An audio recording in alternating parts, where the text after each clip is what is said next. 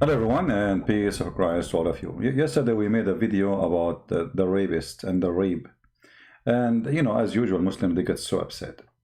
I mean, look at this. Those Muhammadan, I hope my voice is coming good and clear from your side. Let me know, please, if you have any problem.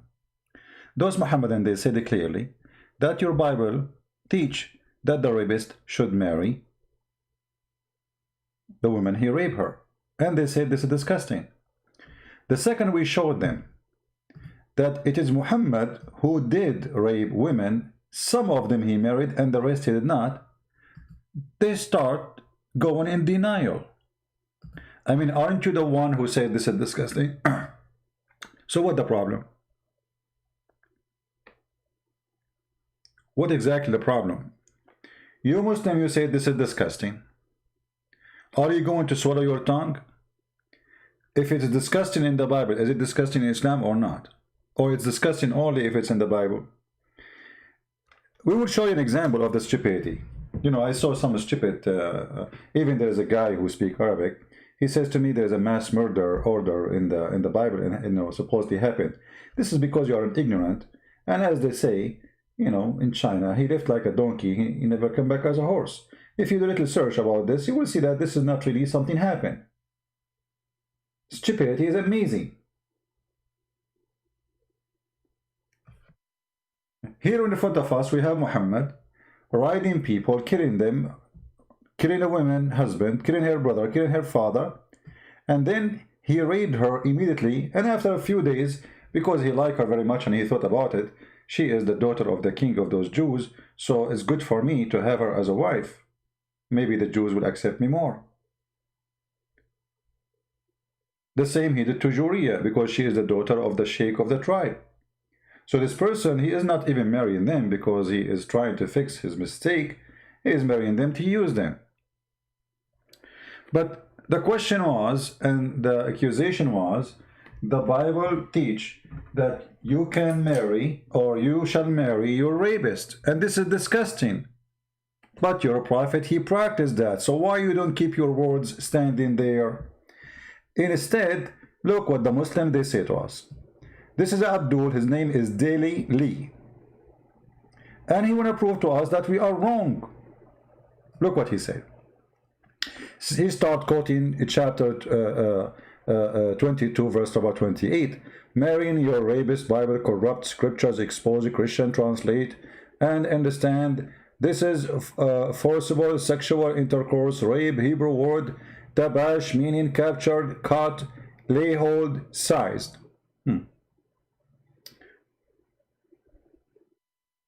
I mean, I never heard of a stupid person. He claimed that he knew Hebrew. He start posting for us translation. And this is all the translation he posted. Translated as rape. You see here, translation, rape. And what make it more funny, actually, he is posting for us website. Did you even go there, you idiot?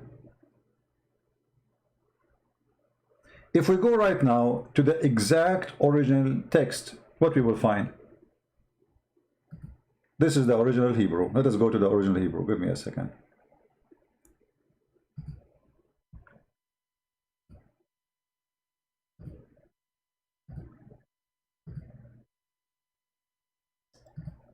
Where is the original Hebrew?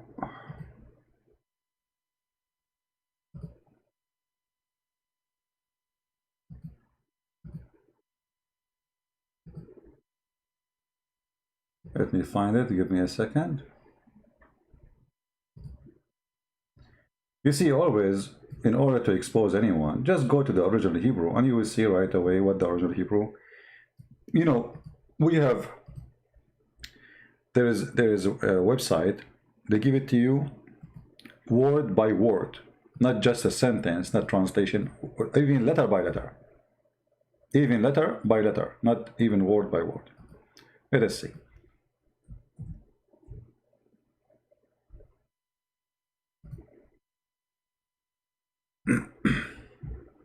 All right.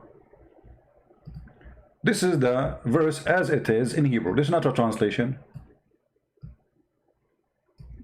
This is not a translation. So each word is there one by one. It has even a number. It has the meaning. It has the translation.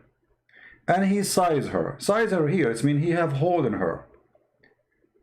You know, if a man, he want to sleep with the women. Have you ever heard of a woman, she say, hey, come, take me, you know, women, she would say, oh, no, come on, you know, and then he take her, right? You will notice, you idiot, just to show you that you are a certified donkey. And sorry to use the word donkey with you. Look what you did. This is your own post, not my post. Isn't it, this is verse number 25 you posted? Okay.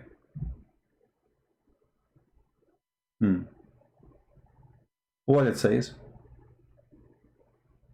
If a man he rape a girl, he shall die. So how the verse after it, it says, if a man rape a girl, he shall marry her.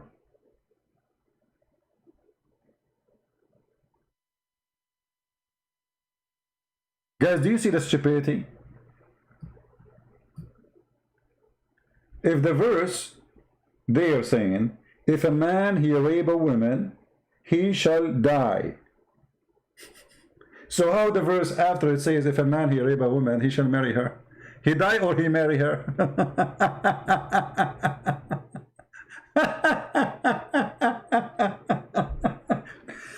Guys, you understand what I'm saying? It says already, if a man, and he is the one who's posting, this is the donkey himself, who's supposed to trying to get us busted. So we have a page, and the page have a law. And this law says, okay, if a man he rape a woman, that man he shall die. The verse after it says, the man, if a man rape a woman, he shall marry her. So he marry her after he's going to be killed.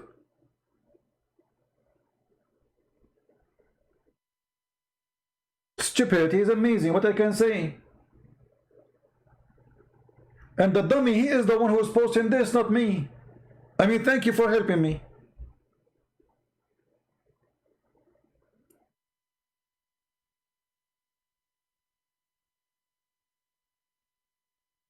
If you have little brain, you should notice that this is not be true. If he rape her, well, the case of rape already, it says there, if a man he rape a woman, he shall die. As simple as that. So obviously the second case is not a rape, because already the case of rape is described. And sizing women, sleeping with them, even if a woman, like, you know, we are talking about people who lived thousands of years ago. You know, when we speak about what we are reading, do you know how long we are going on time? Guys, do you have an idea? Just to give you an idea how long we are going in time. We are speaking about thousands of years. When those people, they have a law like this, at that time, people, they used to each other. Not long time ago, actually, people, they used to eat each other. We are talking about more than 3,500 years ago. And imagine how organized the society is.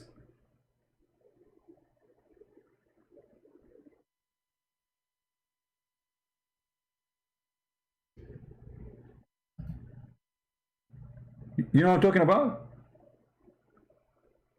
We are talking about a time when nobody have a law, and rape is not a crime. I mean, you rape, so what? Rape. The strong, he rape the weak. The strong, he steal from the weak. Nation attack nation. They enslaved them, all the nation. The Jews, they took them like goats. All the nation, they took them as if they are goats. So we are talking about time where everybody lived by the sword and there's no law. So you are criticizing a law which is fit perfectly to solve a problem exist thousands of years ago. Yet in the Quran, when we read the Quran, we cannot find one verse in the Quran about the punishment of rape. The Muslim, they say to you, no, there is a verse. It says, the one who do mischievement, cut his hand. Coward, liar. That is not about rape. That is about using weapon. If you use weapon against anyone and you cause harm for him, that is mischievement. If the rape happened with the weapon, then you can use that verse, and all the scholars agree. Because then by using weapon against someone doing mischievement, then you deserve that punishment. But there's no punishment in the Quran for rape. The whole word rape never mentioned actually once. Imagine we have Muhammad who came 600 years after Jesus.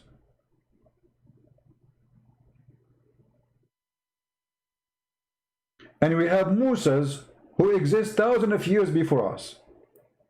Yet he have a law for the rape.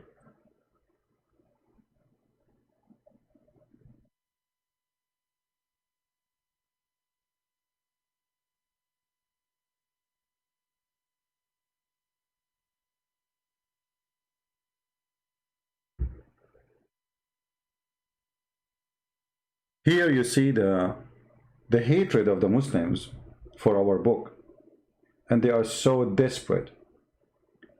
In the same time, you shameful people. If you are people of honor, then it doesn't matter who do that, you should dishonor him. So let us say, for the sake of argument, the Bible says you marry the one you rape her. So how you praise the man who rape women and he married them? If this is disgusting.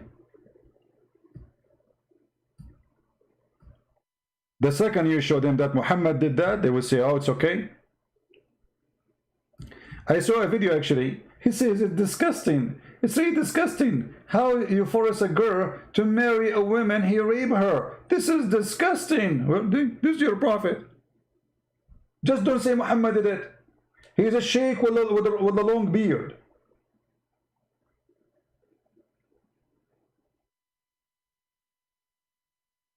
By the way, I did not post in the other channel that I'm going to go live on air. But, I said whoever here, no problem. Another guy, he posted for us, saying that in the Old Testament there is a mass murder, mass killing. People, they are dummy, stupid, and there's nobody want to read. Do you know that? There's, there is books explain the Bible very well. History. If you search for like a minute, you will find that many, as an example, here we go. This is an article I just found. A number of cases of mass killing apparently at God behest are recorded in the Old Testament. The flood in the book of Genesis. The cities of the plain, Sodom and Gomorrah, Genesis 18:19.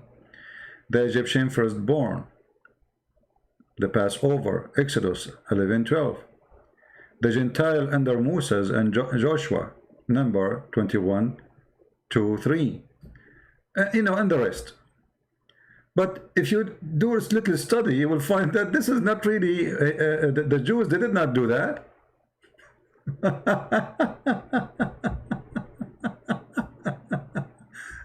Oh, there is a mass murderer. There is a mass killing. There is, like read, you will see the explanation.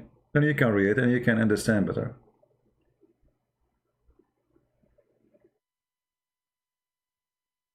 So, the appearance of the text, that is an order to kill and to slaughter and etc.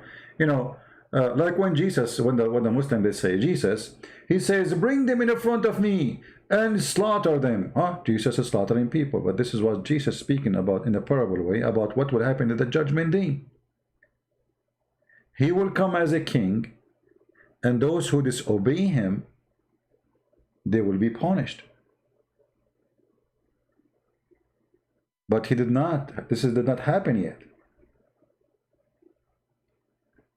So when you try to to attack a religion, before you open your mouth, you better read it. Otherwise, people will laugh at you. There's things that happen, and there's things never happen. There are things they are even just a vision. I remember once they asked me, what kind of Bible says smash the head of the babies? It's a guy praying to the enemies. And he says they're the same as they did to us. They smashed the head of their babies. He did not even do it, the poor guy. He's crying from pain. He's a weak man. Praying, God smashed the head of the babies. But in fact, if you go in the Quran, you will find that the one who smashed the head of the babies for real, it was the prophets of Allah.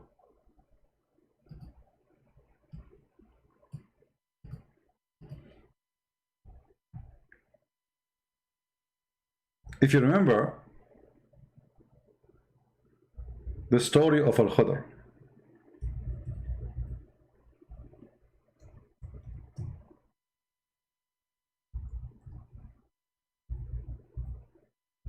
while he was walking, he found a child.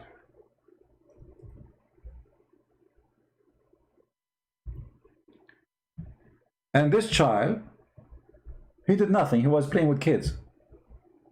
He was just playing. He's just a kid.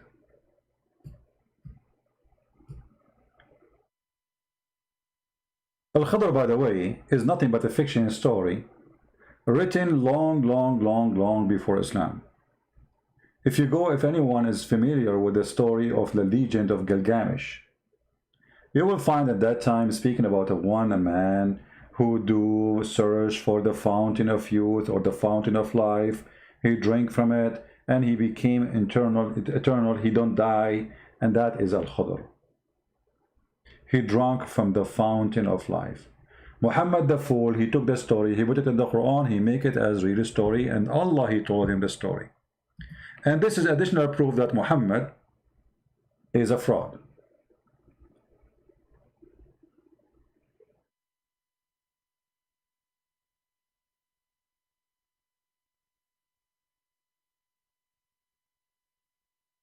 Yeah, we are not saying that the Jews did not go in war and they did not kill. This is not what we are saying.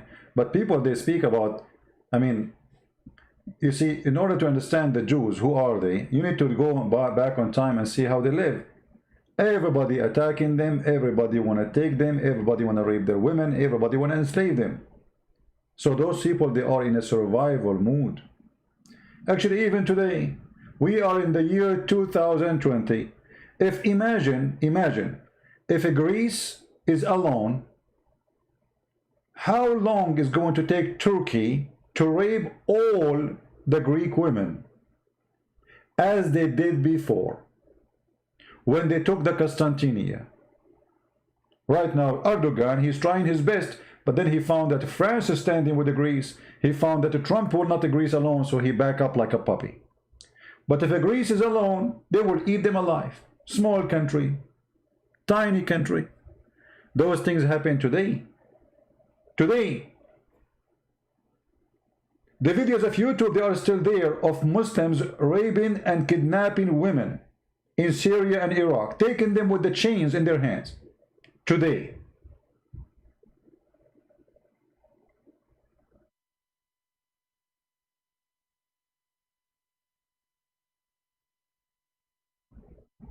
So they throw at you what they have. We are talking about the Jews who lived thousands of years ago. We are talking about Muslims who live today.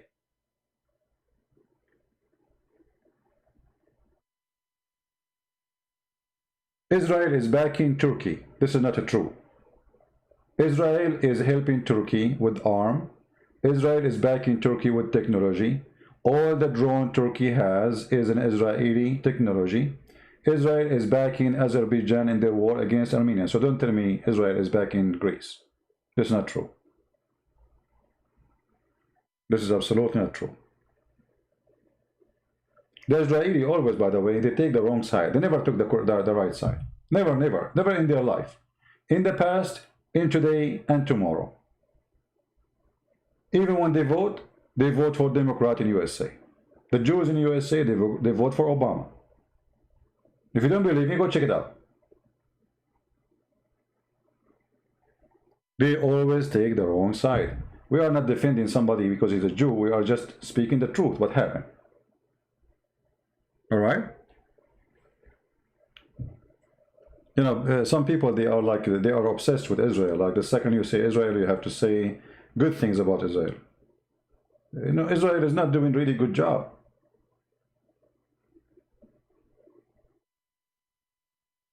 They never took the right side. Never. And count my words. Now they sign a peace agreement with Israel, right?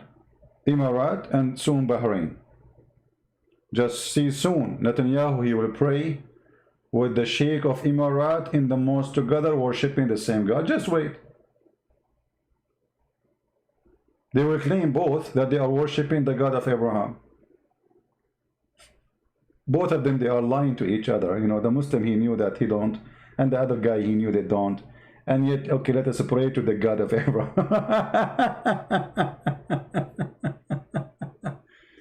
I support the right, my friend. I don't support a country. I support what is right. So if you ask me, do the Jews have the right to have their country? It's called Israel. I say absolutely, this is their land. But if you ask me about the government of Israel, I see half of it is corrupt, starting from Netanyahu.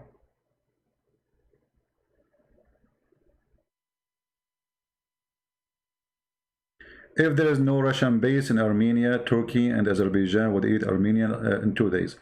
Maybe, I don't know. If you see, if you demand, always when a person, he depends on others to defend him, I think this is the biggest mistake. You see, Israel, the only smart thing about them, they don't depend on America to protect them. They have already enough power to teach anyone how to behave if you try to attack them. And this is what all those countries should do. Armenia and Greece, etc. What if those friends did not show up? You know what I mean? Have it happened to you before that you have a fight and you look behind you, you found nobody, all your friends is gone? You know what I mean?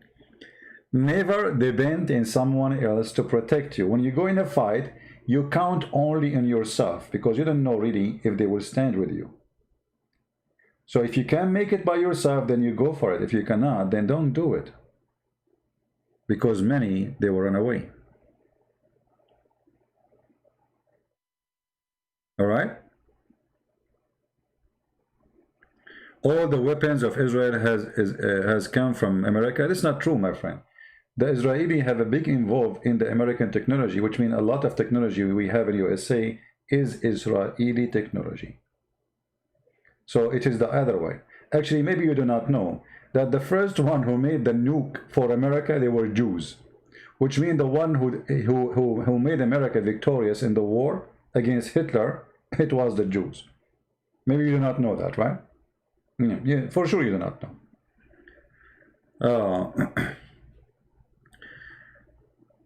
It's not America protecting Israel. No, it's not true.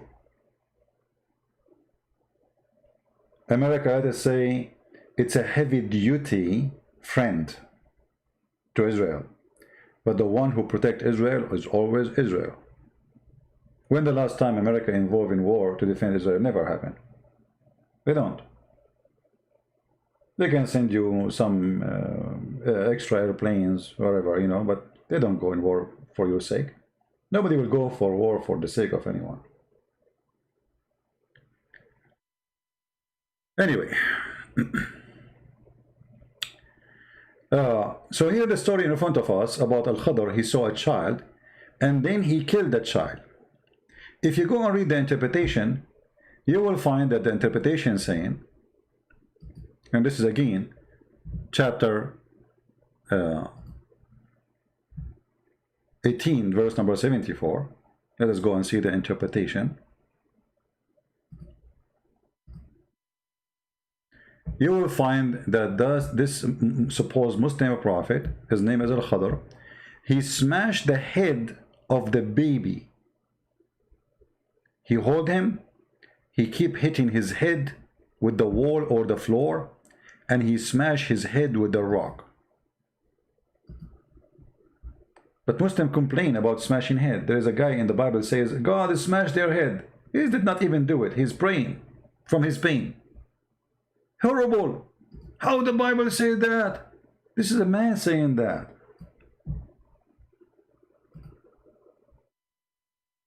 So it's okay as long it is their prophet doing it. It's not okay if a man, poor man, making a prayer, say God smash the head of their baby as they did to us.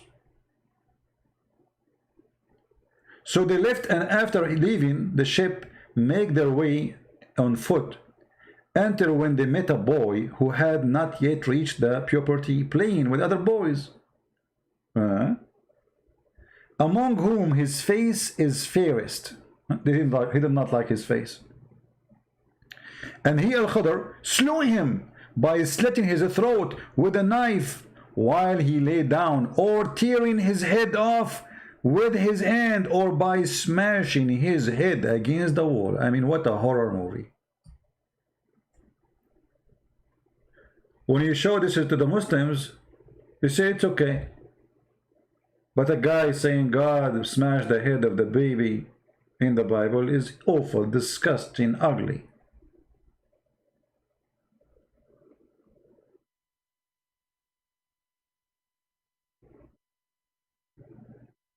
You know what I mean? Here we see the hypocrisy. What happened? So you made a challenge for us saying that the Bible is saying that a man who marry a woman, sorry, a rape a woman, he marry her. This is disgusting.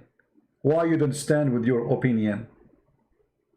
How come the second we show you that your prophet, he is a rapist, and he married some of the women he raped, not all of them? The second you show them that this is what your prophet does, they go in denial. So this is always what we see from Muslims. And then they say to you, look at this translation of the Bible. Look, how come Muslims, we show you translation of the Quran, you say it's wrong?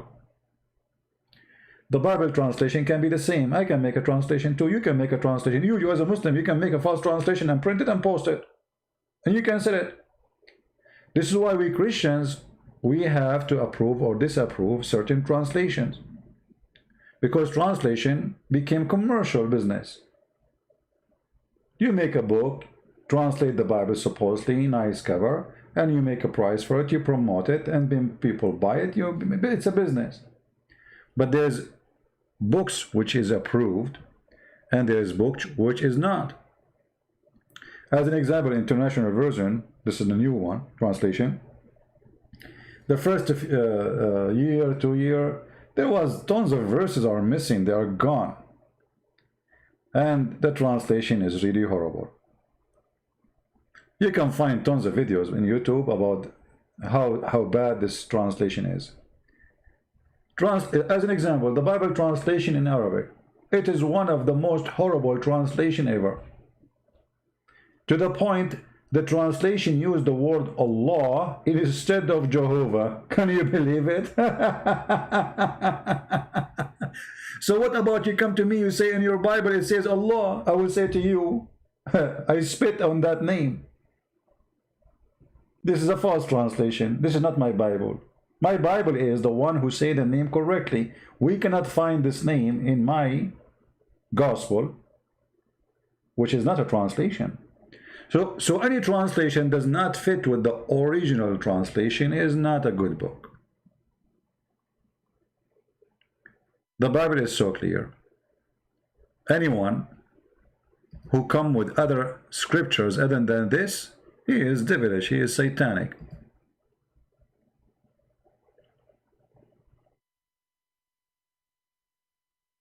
We have a kid here, he keep coming. His name is Yemen Warrior. I mean, this guy is Yemen Warrior, but he never joined war. There's a war in Yemen, but he is in YouTube.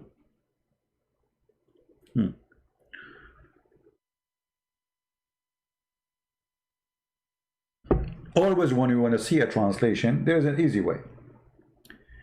We have websites, they show you the exact word one by one.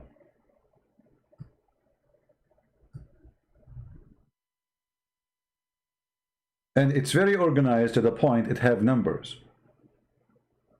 Even you can pronounce it. Like here, Nara. Translation, young woman who is a virgin. You do not know how to say the word, they can even pronounce it for you. So even the letter is translated as a letter.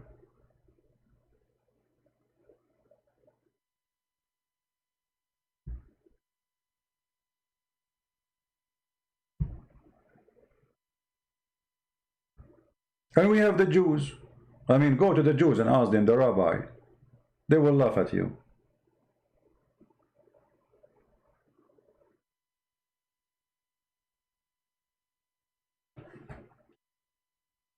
War is against principalities. What principalities? What war is against principality? What does that mean?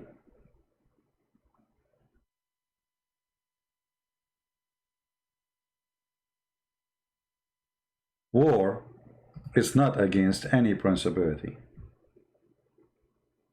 because war can come upon you, not necessarily you go to war.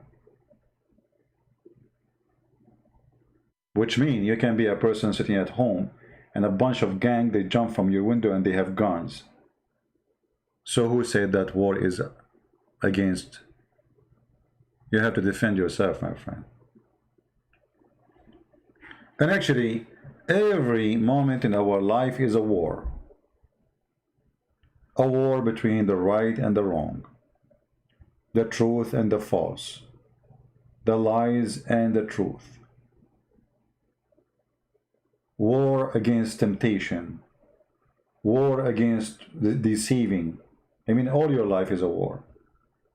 From the second you are born to the second you die, you are in war. The only time you will have peace when you die. As long as you're alive, you're in war.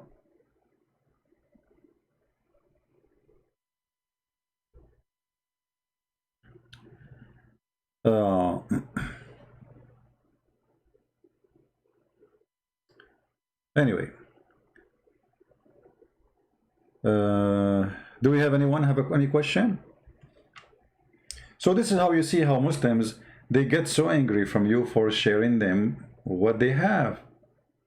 They try to throw their garbage at you. The second you show them that this garbage is your garbage, they get upset.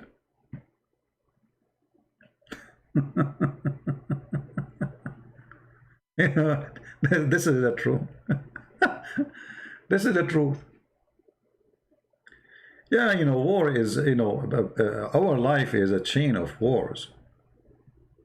You see, even your body have a defense system. There is a war every second day. There's a war inside your body. There's germs that try to get in. There's bacteria. You have an army inside your body. They fight with them. The same you see in the movie. They come with the sword, like chick, chick, chick, chick, you know, kill him. Yeah, this is a bacteria. Here, there's a bacteria here. Come over. It's a war. As long there is evil and good, the war always there. Don't they teach you in school there is a white sails? What those white sails do? Those are your soldiers. So even, you know, we have war on bacteria, war in germs, war in COVID, war against crimes, war against drugs, war against deception, war against family break, divorce. I mean, you name it, your life, all of it is a war. Not to mention a war with your mother-in-law, which is the hardest. All right. Yeah, well, no problem. You see, when the Muslims get angry from sharing with them what they have, that's a good sign. That's a good sign, honestly, because you see, when you hit the nerve, the pain comes, which is good.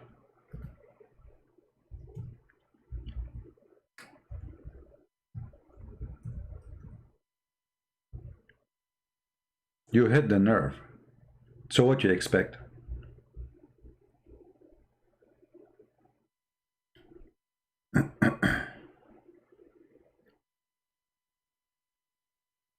And what make it more difficult for them, by the way, that we answer them from their own logic. You see, usually Muslims, they are not used to such a thing. They go to a Christian, they say to him, okay, the Bible says that, so what the poor Christian he do? He start explaining the verses, it doesn't mean as you think, blah, blah, blah, blah, blah. Don't do that. Show him from his book that he have what he is saying. In a second, he will flip upside down. As an example, How many times we heard Muslims saying that the Bible is corrupted? We hear it every day, right? The Bible is corrupted. The Bible is corrupted. Your book is corrupted. Okay, hold on. What a Christian he do when he hear this? Let us say you are a Christian apologist and you are now going to answer a Muslim. What the Christian they do? Oh no, we have thousands of manuscript. We have don't waste your time. This is how you answer Abdul. Abdul is different. It's coming from different galaxy. This is how you answer him. You say, okay, so Allah, he sent the book, it's called the Bible, and you are saying to me the Bible of Allah is corrupted. Thank you very much. The second you say that to him, he don't want to talk about the topic. Bye-bye.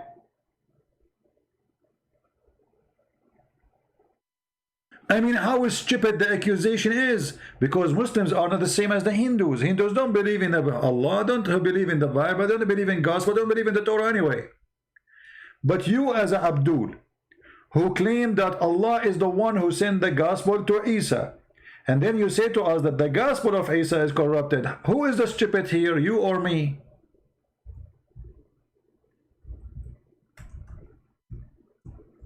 When a Muslim he say that the gospel which Allah he sent is corrupted, because remember he's not talking, he's talking about your book is the corrupted book, I mean is the corruption. But he is saying that the Quran, the book of Isa, which Allah he gave to Jesus, it's called Injil, that one is corrupted. So what's my problem? Agree with him. Say to him, yes, the book of Allah is corrupted. In a second, he will start crying. He will change the topic. He don't want to talk about it no more.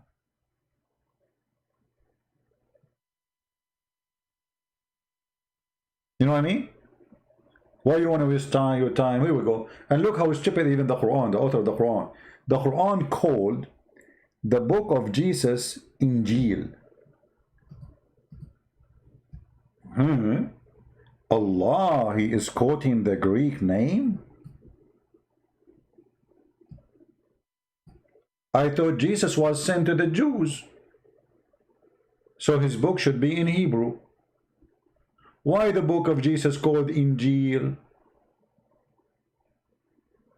Any Muslim can tell us? I will tell you, because the donkey Muhammad, he was copying what the Christians at that time, they say he never heard of any other word. So he claimed that Allah, he sent down the Injil. If you ask Muhammad what Injil mean, they do not know. What Torah mean, he don't know. Actually, here we go. We are here. How many Muslims we have? God, did I say God knows? No, we cannot say that.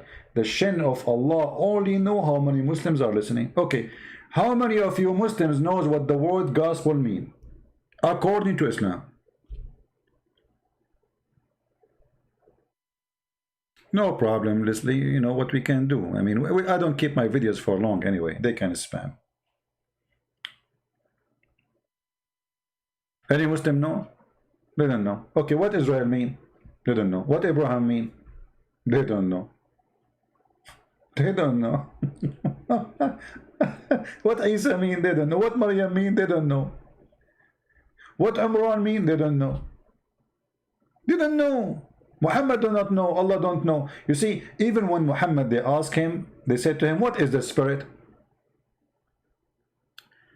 Why are you scared of the Talmud? I am not scared of the Talmud. This is not my book, you idiot. You see, this is an example of the stupidity of those who call themselves Muhammadan.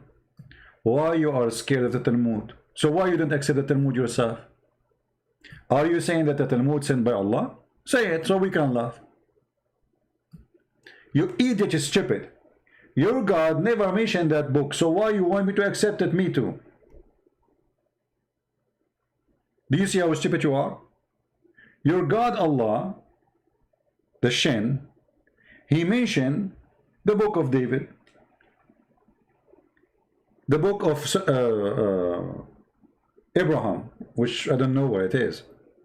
Where is the book of Abraham? Do you Muslim have it?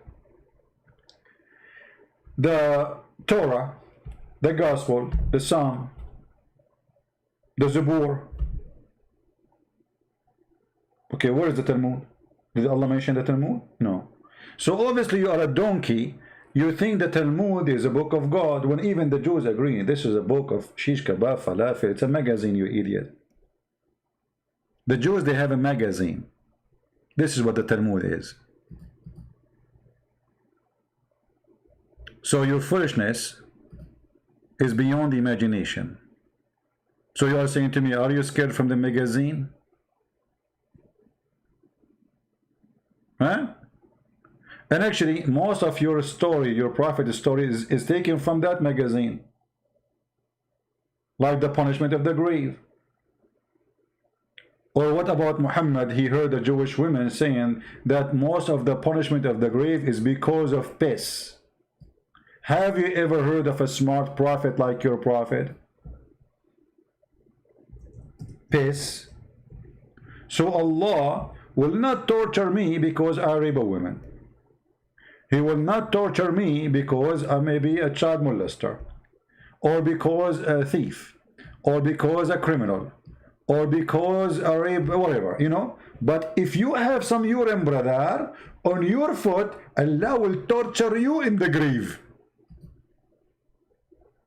Genius. Just because a Jewish woman, she said that, Muhammad, he took it, he put it in his book. This is your magazine. Aren't you scared of the magazine? It is you who is scared from the Talmud, not me.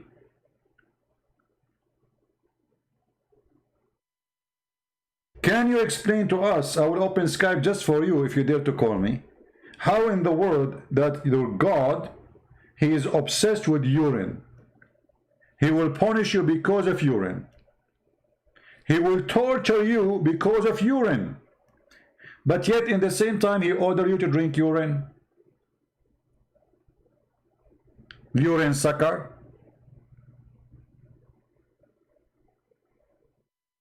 I advise you to change your name to uranium.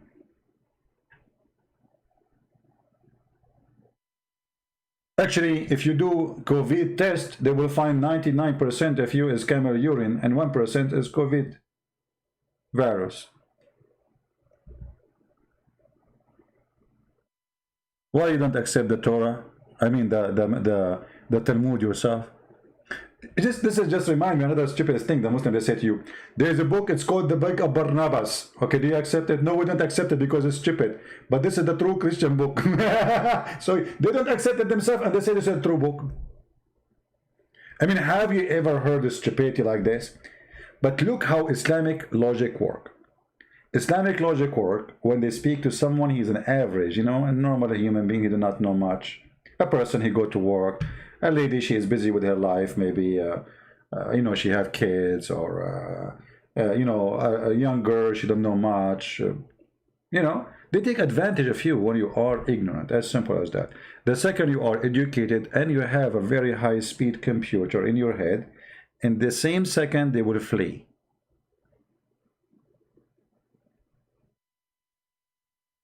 What is Talmud, Mr. Prince? Search it in Google. Prophet Google will tell you in 2 seconds.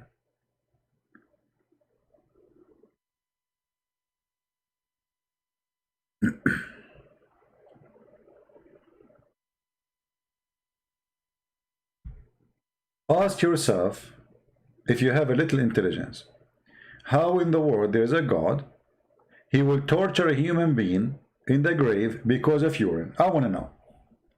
Just to show you how stupid this idea. My friend, every second in your life you have a urine inside you. So what the difference between urine coming out, touching your skin outside, and urine is inside you? It's the same. You know what I mean?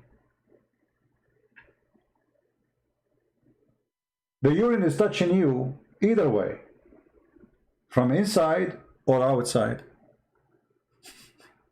So why does God, he will punish me for accident? Like, nobody want to shower himself with his urine. I mean, okay, the guy is pissing, so some urine touch his foot, and now this, look what it did.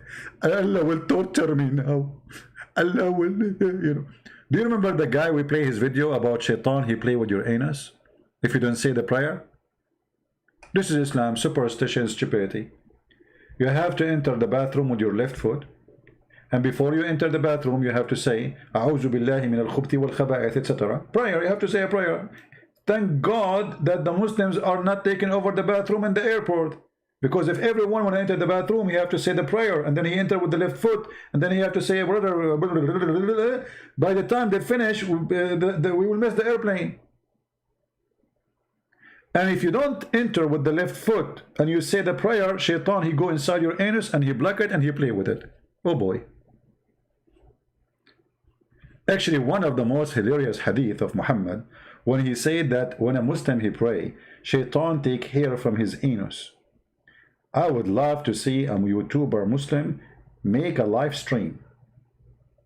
Put the camera behind your anus. And trust me, many, they will watch the miracle of shaitan taking hair from your anus. Who wanna prove that this is true? Who is the brave of you? And you know, guys, imagine, I mean, shaitan taking hair from your anus, and he will not stop until he make you fart. And he hear it and he smell it. Not only he make you fart, like it have like to come like, you know? And then shaitan, now bingo, we are good. And then he will leave you alone. What is this, man? This is a prophet of God.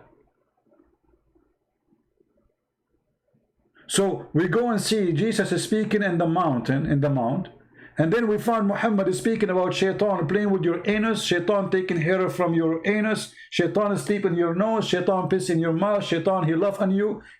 Brother, Allah he hate the one who do sneezing. Have you ever heard of a God? He hate the one who do yawning, not sneezing. He love the one who do sneezing.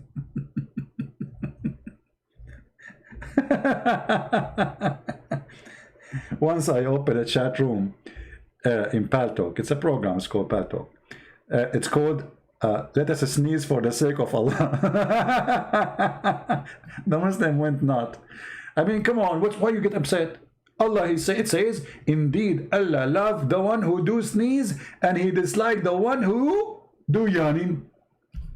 What I would do with this now? And the funny, by the way, guys, just to show you, I'm not going to show you the hadith because I have a reason, and I will show you later. There's an article about how Prophet Muhammad, he fought and advised about COVID-19 1400 years ago. Okay. The Prophet, he said, when one of you, he sneeze, cover his mouth. When he yawn, cover his mouth. How the Prophet, he knew that this is a health issue? You idiot liar. You're a prophet, he asked you to do that because he claimed that shaitan, he will jump inside the opening.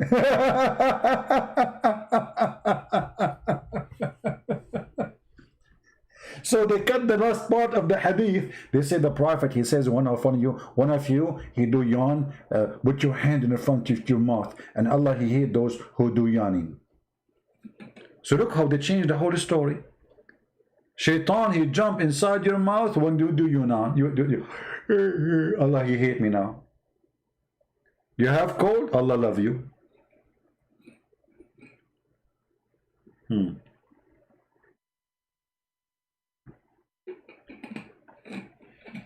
know how I imagine Muhammad?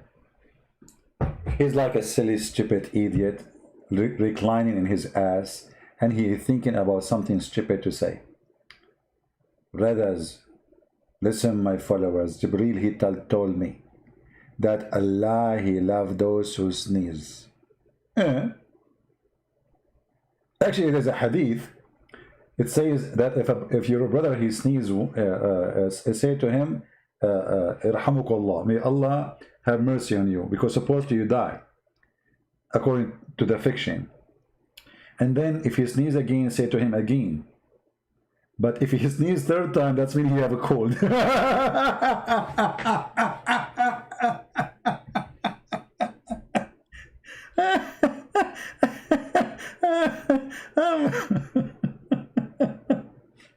Genius. I'm going to die laughing, but just wait. And then the Muslim, they will say, Allah killed him laughing. Allahu Akbar, brother. Christian Prince, he died live on air laughing, brother. Allah punish him, brother. Allah punish him.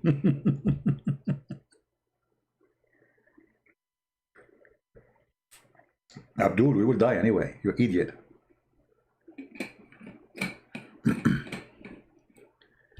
CP is back. I never left.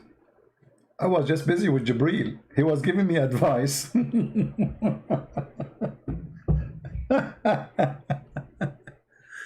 Oh boy. Don't lose your voice.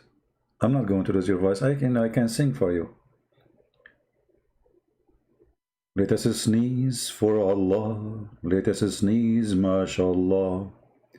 Let us sneeze, don't fart, for you are scaring her. Have you ever heard of a prophet? He hid garlic. The one who eat garlic or these plants cannot enter our mosque. Why? Because garlic offend the angels. Why the angels? Jibril is a Dracula? What? Why we cannot eat garlic?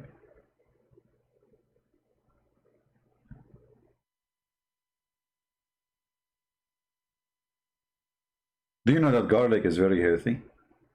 Someone is asking me, what do you do for a living? I live. Do you? My friend, a person like me, it's very easy for him to do anything for a living. I will give you an example. I live in America. I have degree in Islamic law. I speak Arabic. Do you know how many big company organization they can hire me in a second just because of those things? You cannot imagine. So don't ask me what I do for a living. None of your business. What I do now is exposing and spanking Muhammad. Actually, this is what I do. I spank Muhammad. What do you want more? You love garlic? Shame on you. What if Allah now He punish you for loving garlic? Sorry to tell you, you cannot enter the mosque of Muhammad because you eat garlic.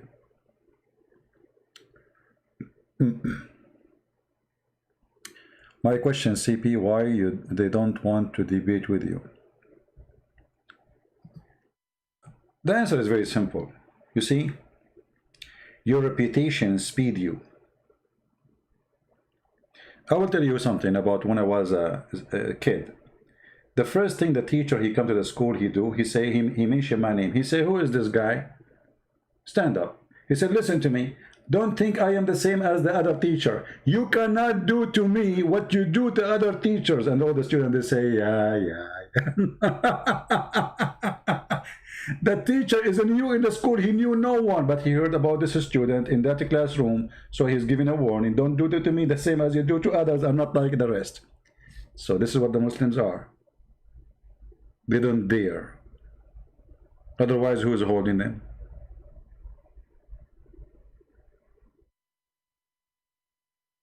This is what the first thing the teacher he do when he come to the classroom. Who is this guy? Stand up. Listen to me. If you think I am like the rest, I am warning you. I am totally different. I will teach you how to behave. Never do that to me. I did not say anything yet. I did not do anything. What this guy is talking about? Your reputation speeds you, my friend. Yeah, proceed you. Thank you for correcting my English, Sarah. By the way, Sarah, in case your English is not good, I am the one who taught Shakespeare how to write his book. Actually, Shakespeare is my uncle. He was an Arab, and his real name is Shakespeare.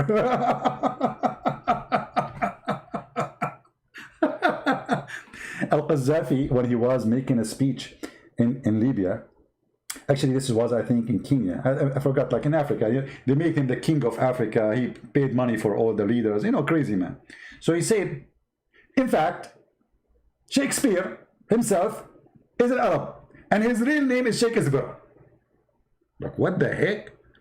Shakespeare is an Arab and his real name is Shakespeare.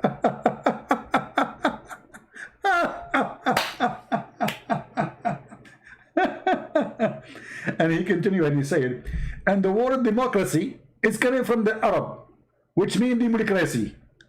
Demo what? Democracy, which means bring the chairs.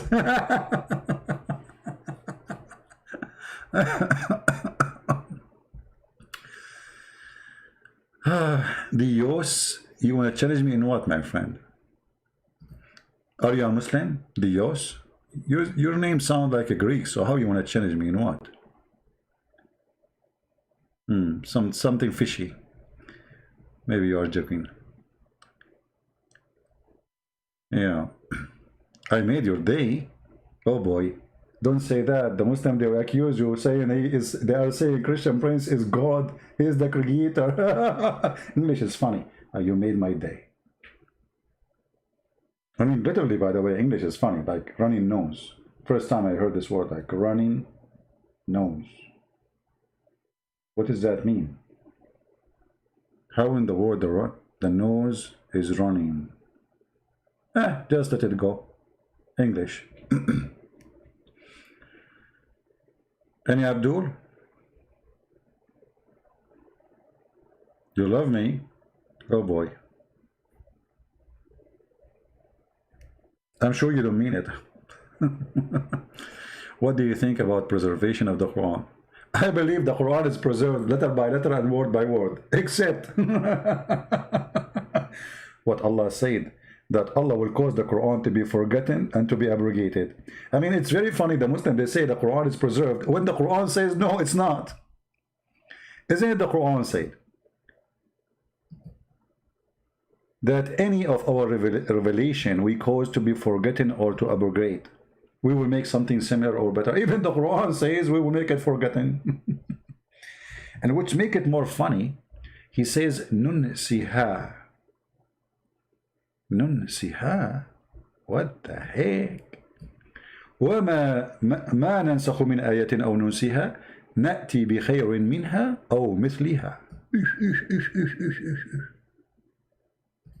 Any verse of our revelation we cause to be forgotten.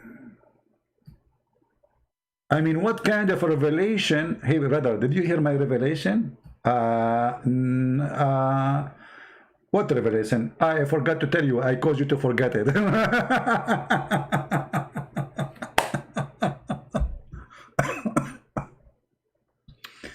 The word God in Arabic actually is not Allah, ilah.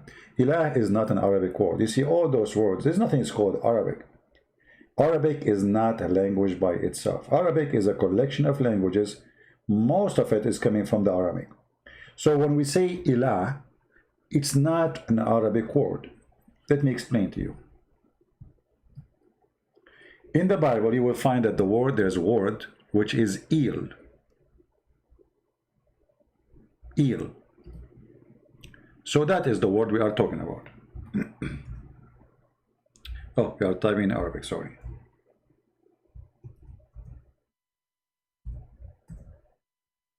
That is the word God. So when you say ilah, you are saying the God. The God. That is not a name of God. And that is not Arabic. And that is not even Hebrew. That is Aramaic. All right? And here actually you see that Muhammad and Islam is based on other belief. When Muhammad, he called his angel Jibreel. Jibreel. What is the last two letters in the word Jibreel? Il. So how Allah have 99 names or 99 words attribute to Allah, but none of them is Il. And then Jibreel is an angel, he belonged to Il. You know what I mean? Israel, Mikael, Israfil, Ishmael. There's, you know, those, I told you, there's nothing called Arabic. So there's many words, all of them, they are not Arabic, like Rabb. Rabb, it can be found in the Aramaic, it can be found in the Hebrew. Don't you say Rabbi? Rabb, Rabbi, that is God. You can find it in the Quran too. Rabbu hadha al-bayt. Or Arbab.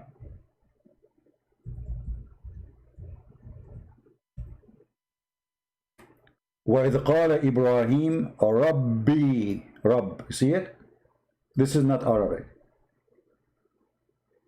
This is a word mean Lord, God. So there's many words, none of them is Arabic. Arabic is not Arabic, just to make it simple for you. Arabic is not an Arabic language. Actually, I believe strongly that the first Quran was written in Aramaic language, not in Arabic.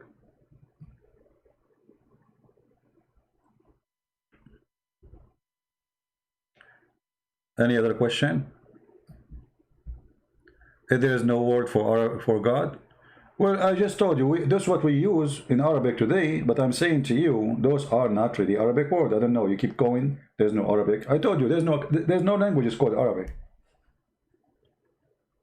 You see, many of you do not know that Aramaic have a huge impact in mankind history.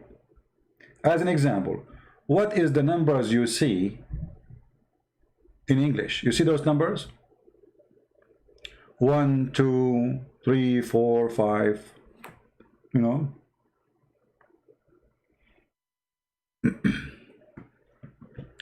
the numbers are the Aramaic alphabet. Alif is 1, 2 is B. The Aramaic, they have a very unique system.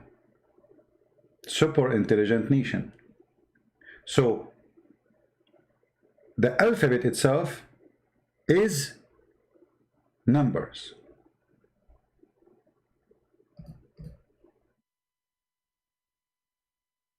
Which make it very unique and make it very complicated in the same time, which means it's full of mystery and excitement when you read it.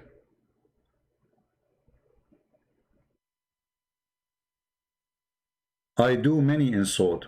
Well, you are a Muslim who call me a pig and a monkey and a donkey, and yet you talk about insult? Do you have a mirror at home?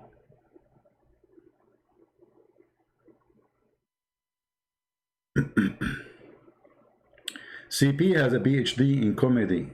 No, my friend. You see, for you, what is comedy is me saying something you were not expecting. That because I have a very fast processor. Do we have any other question?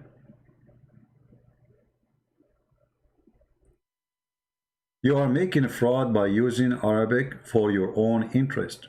Ali, Raza, Zirfa.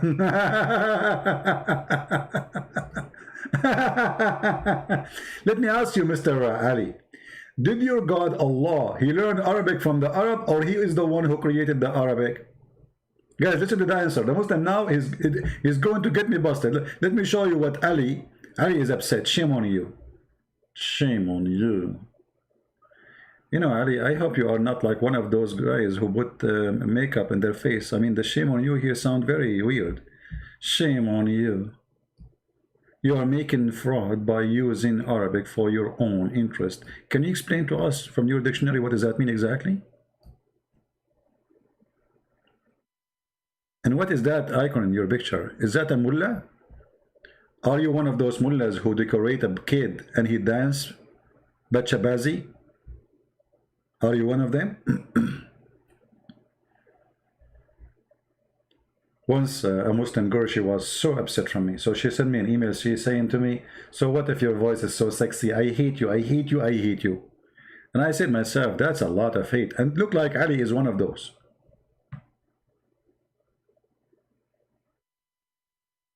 He's like Zakir Naik. He's sexy and he know it. So Ali, are you going to explain to us how I'm using my the Arabic for what? Why fraud? What? How that can happen? I mean, can you explain to us? I'm getting confused here.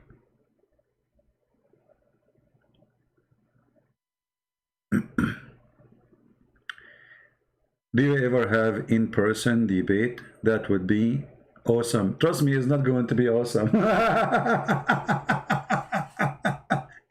That will not be awesome.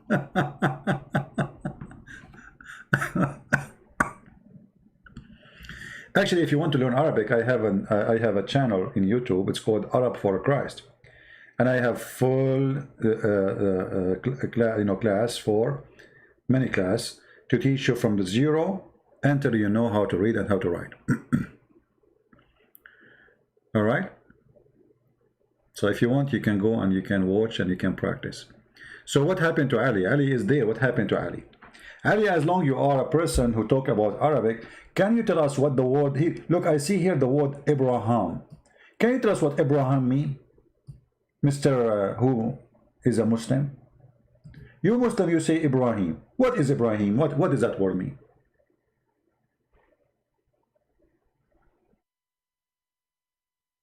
Anyone?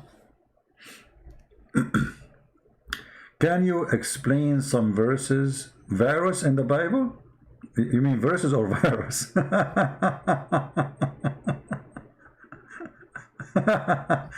People are funny. Supposedly he's insulting. You make me laugh, my friend. You have no idea you're talking to who. Arab for Christ. Arab for Christ. Lisa, she is posting the link. You can go there. You can start from zero. It's for free. You know, I taught Arabic for free. And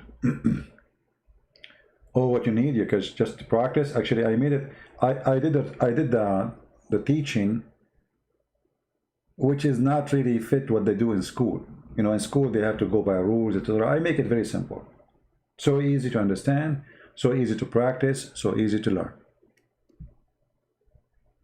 Stop to use Hebrew.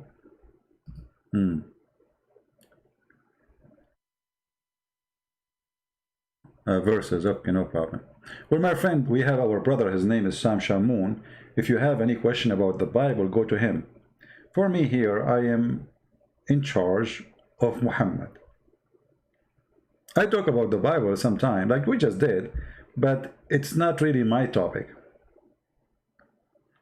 And I will tell you why I don't really speak too much about the Bible. First, my English doesn't help me. The Bible it's very sensitive, not like the Quran. Quran is a stupid book. The Bible, if you say the word, you know, my English is limited. So if you say a word which is not really the right word, it can be a change and different. In the case of Islam, because I see the words in Arabic, so I know the original meaning.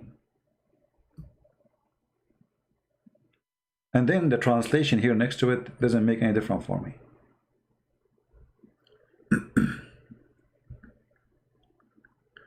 There is an Arabic translation, but I need to search for it, which is good.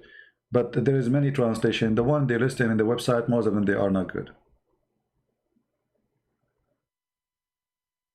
Arabic is difficult, is almost like Chinese. Not really. If you know the basic, if you learn the alphabet, then the rest is very easy. But I tell you, the grammar is hard, yes. But who is, I mean, you do not need to be professional. Even those who they live all their life in the Middle East, they speak Arabic. Even Arabic teacher, they make mistakes in the grammar.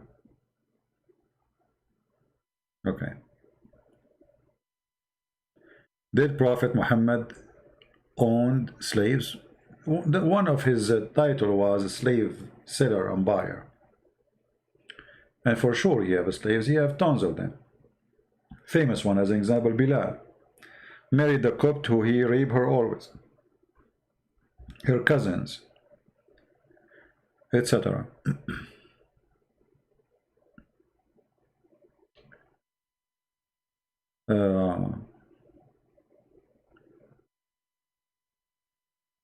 Any other question? Birthday. Sam Shamoun, today is his birthday. Oh, okay. I never celebrate my birthday, by the way. It was not a good day anyway. All right. Why you are in America? You scared? Sure, I'm scared. Why you are not in America? Are you scared too? Are you scared from Trump?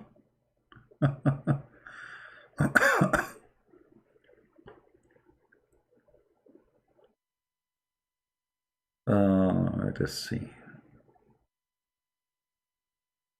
Can you explain about tomato? Tomato? You mean tomato? I'm not sure what you mean.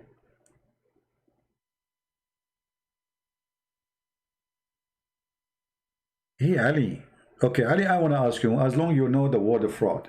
Ali, you are a Shia, as I'm assuming, from the sheikh you have in your icon. Let me ask you, when Muhammad he says to you that you can let your sister or your daughter rent herself for a one night stand or 2 hours, is that a teaching from God or this is a fraud? Ali, be honest with me, how much your sister she make a day? By the way, I'm not insulting, by the way, I'm not being rude. This is what the Shia practice. And this is what Muhammad taught. And this is in the Quran. And every Shia defended the verse 4, chapter 4, verse 24. So don't think I'm insulting. Actually, in Iran, they have offices like, real estate office, but this is for muta. The sheikh there, you call him, you say to him, I want to have muta. Do you have any girl for me? Prostitution office, run by sheikhs. I challenge you to say I'm not telling the truth. Debate a real Muslim? Exactly. I'm looking for one.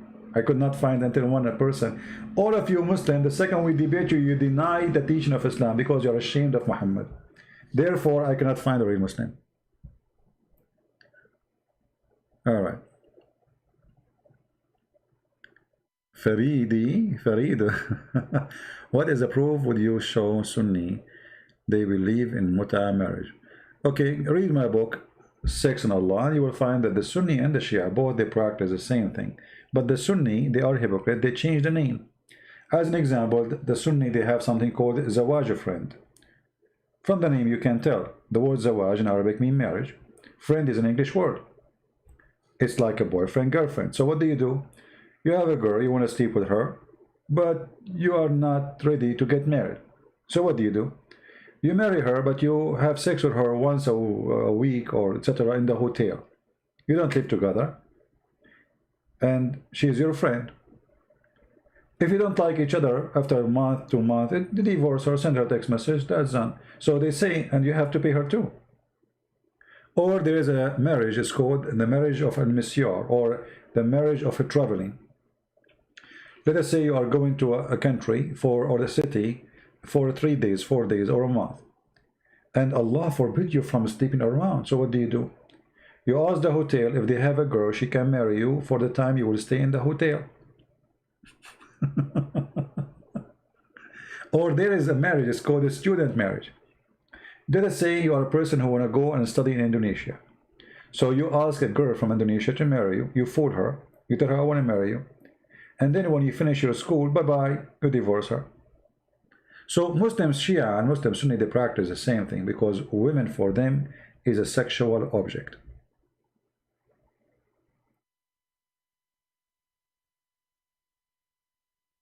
It's a sexual object.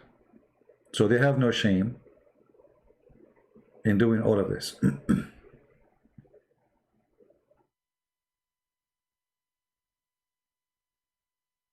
Explain Islam, alcohol, drunk, activities. Well, first of all, you notice that Muhammad, before he forbid the alcohol, he was a drunk man, and the Muslims, all of them, they were drunk. And what make it more funny, the Quran praise alcohol. Allah, he speak about alcohol as it's a great sign from Allah. It's what? It's a sign, it's a miracle. Chapter 16, verse number 76.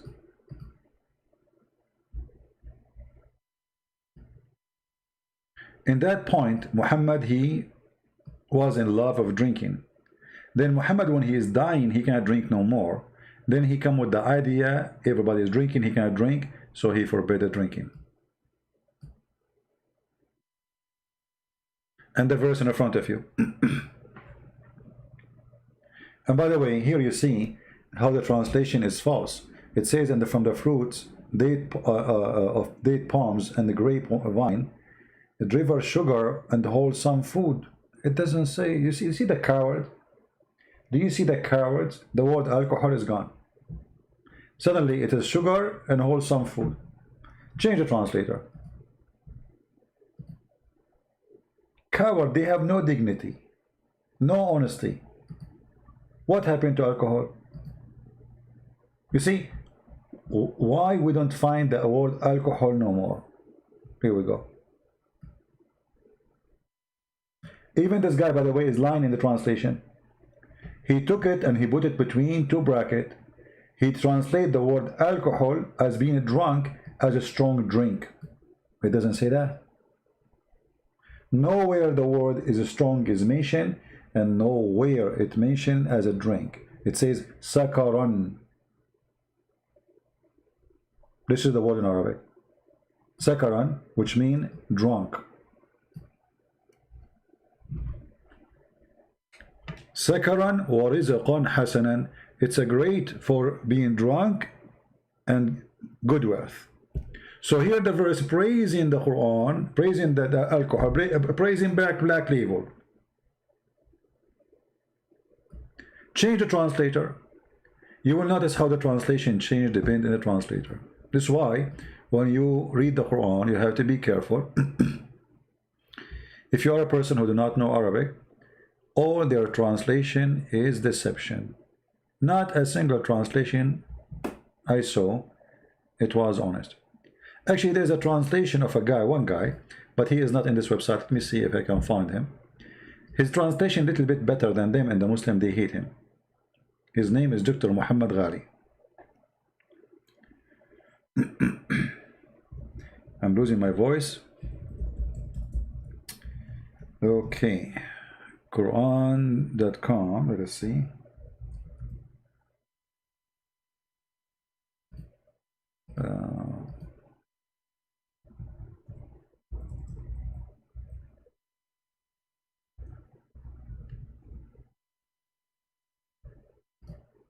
So if you notice here, this is Quran.com website. This website have options to add more translation, right? This is Sahih International. But look, even Sahih International, it says, you see the word? Do you see it? Let me zoom in. How come in the other translation this word disappear? And how it can be something will make me toxic, drunk, yet it is good provision. And how that is a sign from Allah. At that moment, Muhammad, he was trying to make people who they are gang, drunk people, to join him. So he stopped praising alcohol.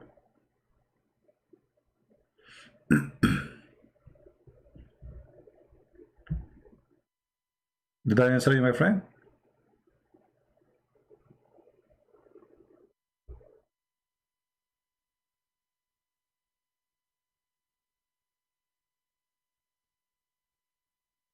Yeah, actually, I need to take maybe not a vacation. I mean, vacation, let us say, from going live on air, because going live on air is taking too much of my day. And when I finish, I don't feel like doing really writing anything. You know, to do writing, you have to be, I mean, your mind have to be clear, think about nothing. It's not just like you go and sit and you start doing it.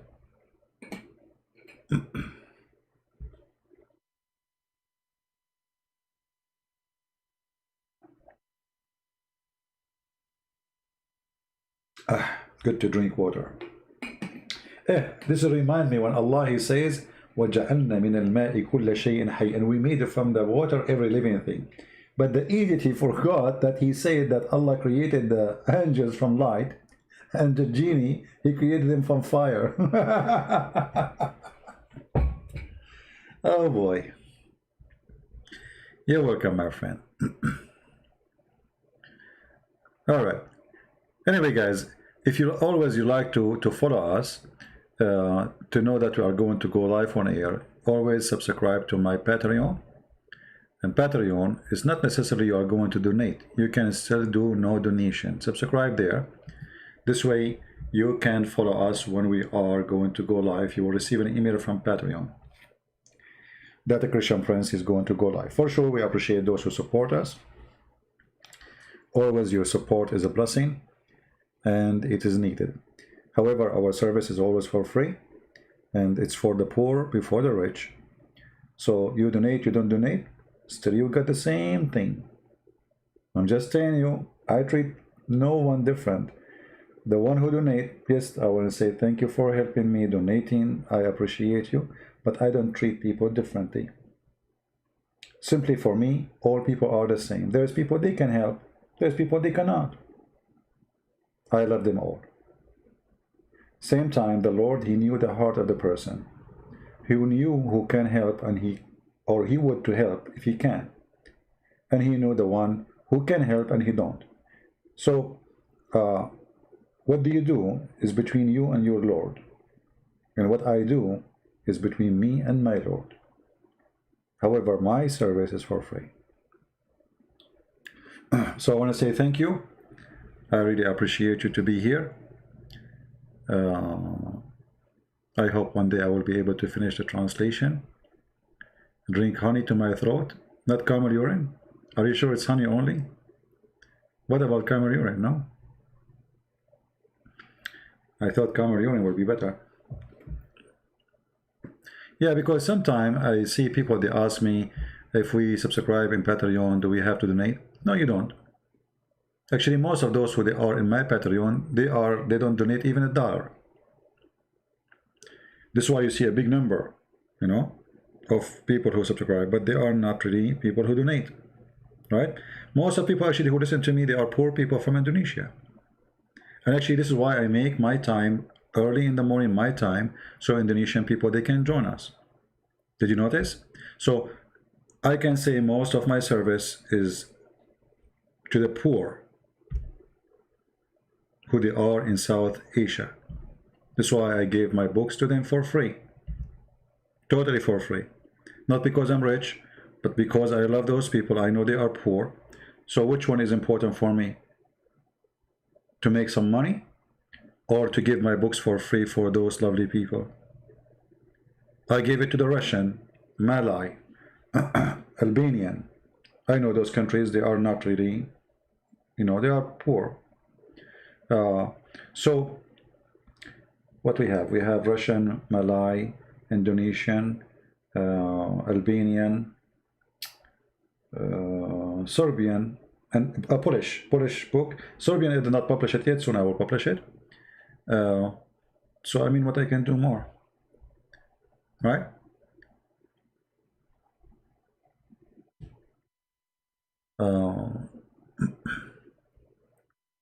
هم أولى من العرب. Yeah. Let us see. No, I'm not saying that so people will say thank you. I'm just telling you, I mean, I do my best.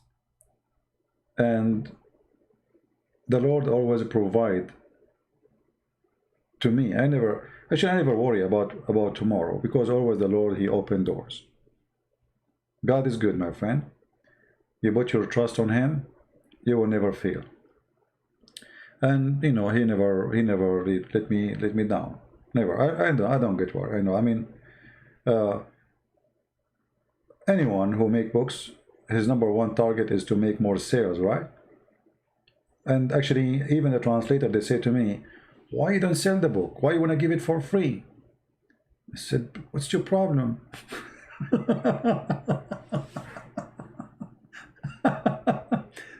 You know, one of them, he said to me, you don't understand, many people think if you give it for free, they think it's not a valuable book. And he's right. People, when they see something for free, they think it is nothing. You know what I mean? But at the same time, I said, well, there is people like that. But there is people anyway, they are poor, they cannot afford it, and they would love to read. So why I want to judge by the one who think that he will not buy, and obviously those who have the money. And by doing that, I will not allow the one who have no money to get the book.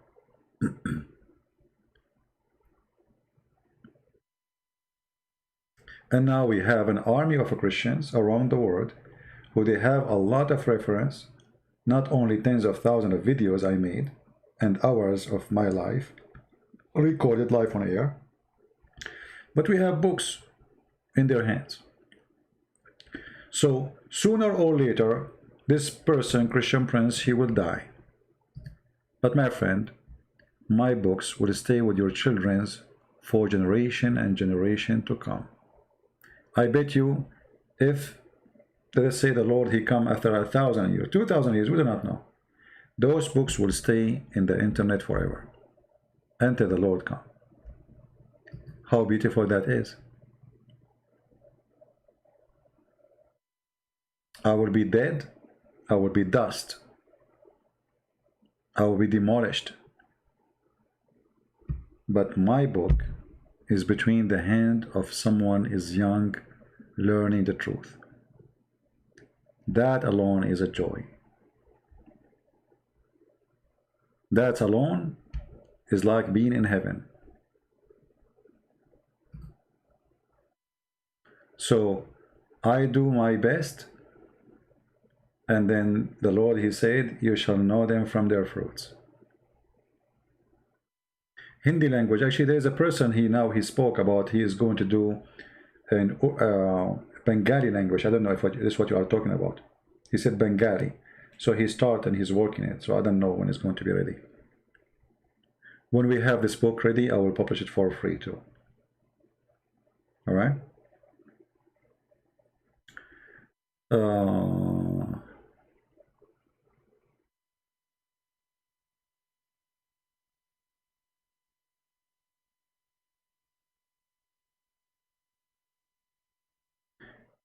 Yeah, but you know, these days, like, I mean, books is the internet. Um, I mean, this is the easiest way to receive books. Actually, the internet make my life different, to be honest with you. If not the internet, how I'm going to be talking to you? You know what I mean? Even my books actually is possible because of the internet. As an example, I live in America. I don't have access to the physical books. I have my own library, but it's small. So how I can find all those books? There's tens of thousands of books. It is the internet. So the internet gave me a great deal of access to books, which is impossible for me to have. Like I have tons of stories and a hadith and things in my head, in my memory. But when you make a book, you have to write the page number. It's not enough to say, it says that. You know what I mean? When you write a book, you cannot say in Islam it says that. People, they need to see where, which page. Imagine we show Muslims which page. We give the number, and still they accuse us of lying. Look like I'm losing my internet. I hope not. You know what I mean? We show the number. Did you see the Muslim, they make a video? The introduction of a Christian Prince in section of Allah, it cannot be found. Idiot. And I promise, if he can find it, I will do apologize. And then we got them busted. It's there. Right? So you cannot make a book by saying it is exist. This story exists in such a book. You have to give the page number. You have to give the story number if it has a number. Otherwise, people, they will be all over you. Right? This is why the internet is extremely important for the work I do when it comes to research and finding, reference. Even I knew it. It's in my head, but still you need the internet to get an accurate numbers and reference. Otherwise, and by the way, all the numbers you see in front of you, like here in the hadith, those are not accurate. You see, if you go to the book, the Arabic book, you will not find those numbers. Like here it says, English reference, book number 40, hadith number 2746. And then it says Arabic reference, book 43, hadith number 297. This is not true. When you go to Arabic reference, you will find different numbers. Depend in the print, depend in the version, depend in etc. And maybe many of you do not know. Like when the Muslim, they say as an example, Sahih al-Bukhari. There's no such a book. Al-Bukhari does not exist. You see, this is Al-Bukhari. They claim this is a book made by Al-Bukhari, but nobody have a book for Al-Bukhari. Those are book claimed that Al-Bukhari said this, but nobody have his book.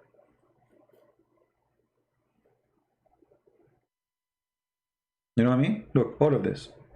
The guy, his book is not exist. Same as Sahih Muslim. Nobody have it. The same as the Quran. Nobody have the Quran. Look at this.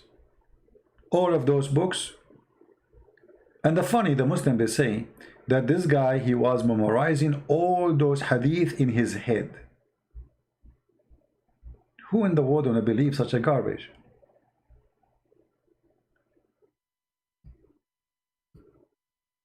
One person, he memorized all those thousands and thousands of hadith, word by word, letter by letter. This is why I believe that Islamic heritage is a chain of, let us say, collection of stories made by many people. I will show you an example.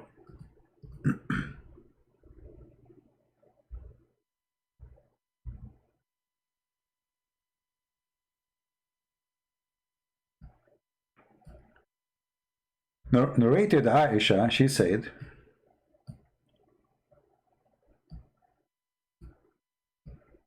that one of the wives of Allah apostle joined him in itikaf, and she noticed blood and yellowish discharge coming from her peep, you know what the word, and she put a dish under her when she prayed. I mean, how in the world this story is published? Aisha, she went to a guy. Look who is reporting the story. حدثنا قتيبة. Okay, قتيبة is a guy. حدثنا يزيد بن زريع. This is a different guy. This is قتيبة. He heard it from Yazid, the son of Zurayh. He heard it from Khalid. Who's Khalid? We don't know. He heard from Ikrama. Who's Ikrama? We don't know. We heard from Aisha that she said. But this guy, Al-Bukhari, he came almost 200 years after Muhammad. So in order for him to receive this information, he have to count names fit for 200 years, period. So we can hear it. You know what I mean? Secondly, who in the world wanna believe that a woman, her name is Aisha, she went to a guy, his name is Ikrama, and she told him, one of the wives of the Prophet, she have a drop of blood coming from her vagina. And she put a dish underneath. Doesn't make sense, right?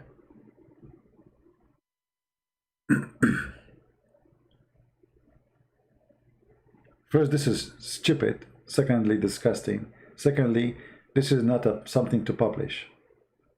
What is this? Or the Prophet used to kiss me and suck my tongue. Or the Prophet, he used to put his private thing between my legs when I have menstruation. I mean, if Aisha really, she was reporting those things, she is a very horrible woman. Especially Muhammad, he said that a woman or a man who say what happened inside the house, he is a bad person.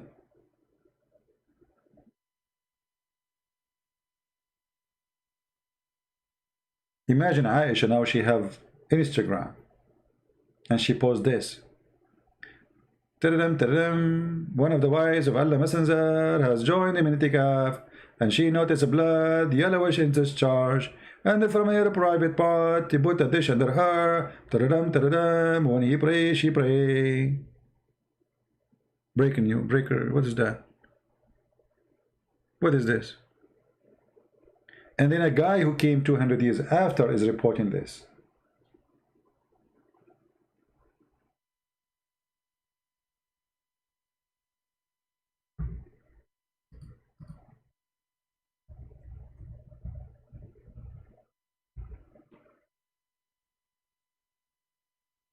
Look at this.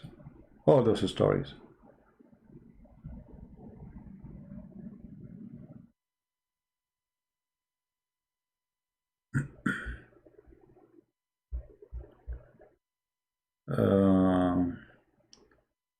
Sneaker Corner is good channel for historical. Yeah. Well, you know, all of you, you can, you see, all of you can join the mission with us, Scott. The issue is how much education we have. But even if you have little education, you can start with the little. It's like building a house. You see, many people, they cannot afford to build a house in a month because they don't have enough money, right? So what they do, they start doing the base, putting some rocks here, some concrete there when they have money. And then they slowly, they build, they build, they build. It might take them 2 years, 3 years, 4 years, but at the end they will have a house. This is how knowledge functions. Nobody will receive a house from the first day. It's going to take you a lot of work, a lot of time. If you ask me how you became who you are today, I spent my life reading. And since I was a kid, I spent all my time, you know, like, yes, I was very active kid, but I used to read a lot. I used to walk almost 45 minutes to a big library. And in the library, they have a section for children's and section for adult. I cannot get into the adult. I hate the children one. There's nothing there but Mickey Mouse. Magazine with pictures, cartoon, stupid, at least for me. So what I do, I used to wait until an adult when I get inside the adult library. So what I do, I walk next to him as if I am his son. Now the guy, he will look at me like, what this kid is doing? Why is he working with me? And when he entered the door, there's a guard. But because now I'm walking with him, the guard will think that I am with this guy. So it's okay. I cannot ask for a book, but I can sit in the table next to that guy. So I go and sit next to him. The guy will look at me like, why this kid is following me? Then I sit next to him, and whatever in the table as a book, because people, they leave the book in the table, I grab it. This is how I used to read. I go to the adult library, and any book is in the front of me, I start reading it. Actually, one of the funny stories happened to me. Once I grab a book, it's about sex. Oh boy. I was reading things like, what is this? I think I was like maybe 9 years old or 10 years old.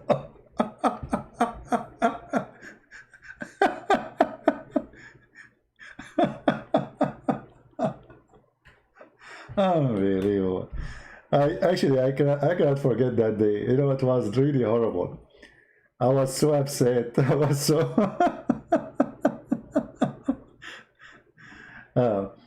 because I used to read a lot, so my reading improved so fast as for a child.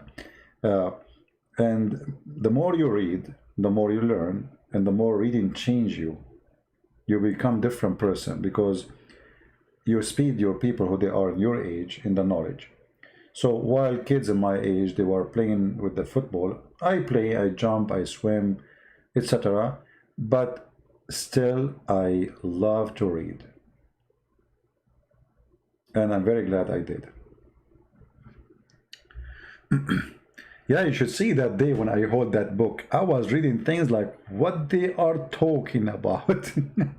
I went home and I wanted to ask my dad questions about what I read, but I was afraid he would ask me, where you learned this from? You know, I don't tell him I'm going to the library, by the way. It's far away. Like, suppose I'm going to play with kids in my age. So I want to ask questions about what I saw today in that book, but I will ask who.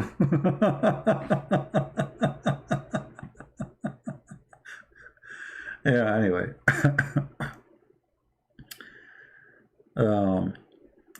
Any question before we go? You know, try to make, if you have children, try to make them love to read. And to read something, like when you're a child, there's things that are beautiful for a child to read. As an example, stories, which is fiction stories. Fiction stories are, by the way, they are very useful because they can improve the imagination of a child. And imagination improvement can improve the intelligence. Because simply, you are building a format of images to establish, let us say, a movie maker in the head. That kind of thinking. So such a books can be very, or sometime. So in the beginning was things about fictions. Then I start reading books about crimes. Like, solve crimes. And those supposedly they are not meant for a child. They are meant for people who they are like in their 20s. But those are very good to make a child start thinking from an early age, enjoying, like let's say, adult way of solving issues, because it's a crime. You need to solve it. How this happened? Who's behind it? There's a question. There's an answer. There's investigation. So there are certain books can improve your child mind, but you need to be careful that not every child is the same. There's a children's, such a kind of books doesn't fit with them. You have to, you know, be careful about the gender too. What's good for girls is not good for boys. You know, boys, they like action, etc. Girls, they like more, you know, the Barbie, romance, etc. So everyone have something to improve him. So you have to feed each one of them what is good for their age and their gender.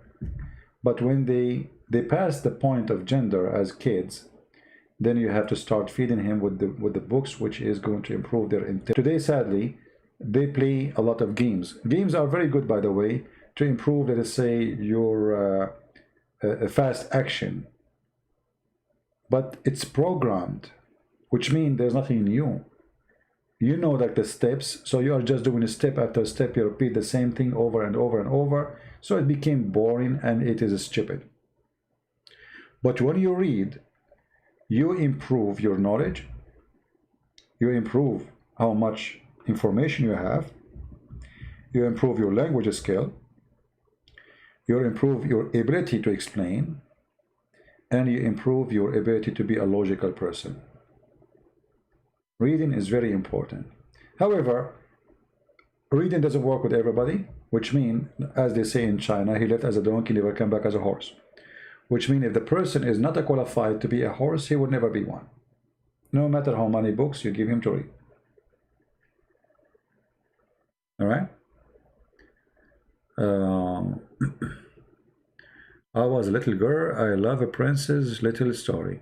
Yeah, you see, there's stories when you are a child, they stuck in your head because you love those stories, right?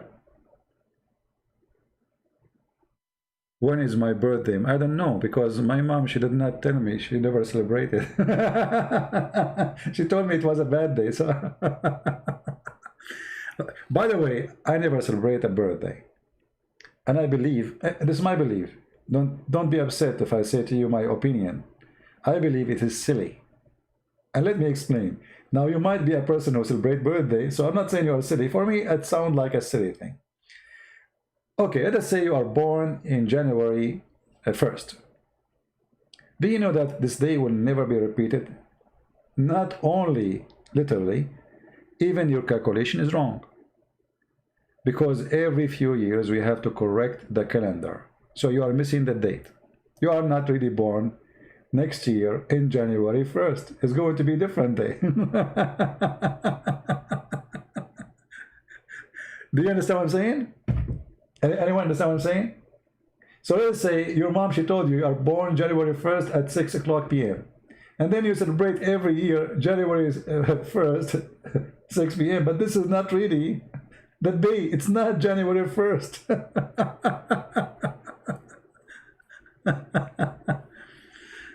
Think about it. Yeah, but anyway, I believe if you are a person who knew how to be happy every day in your life, so if the reason to celebrate something is to be happy, why you don't make every day a day of happiness for you? Be fun, laugh, be happy, overcome your sadness. Don't make stress, take over you. Have a birthday every day.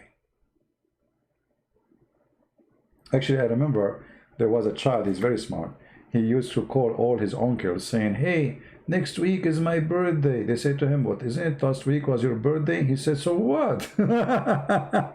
He liked to get gifts,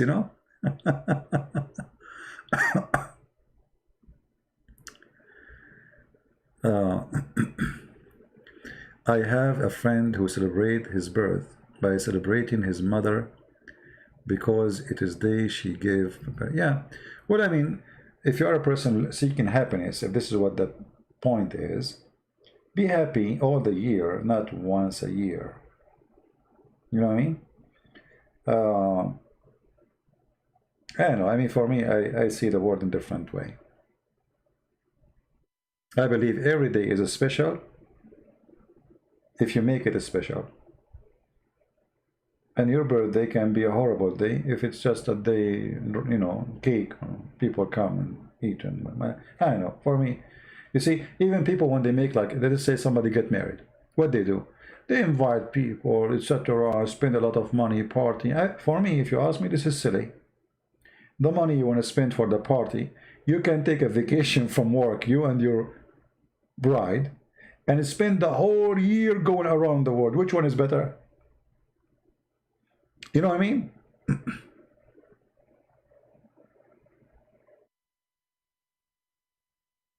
You spend a lot of money to feed people who will talk about you. They will gossip about you.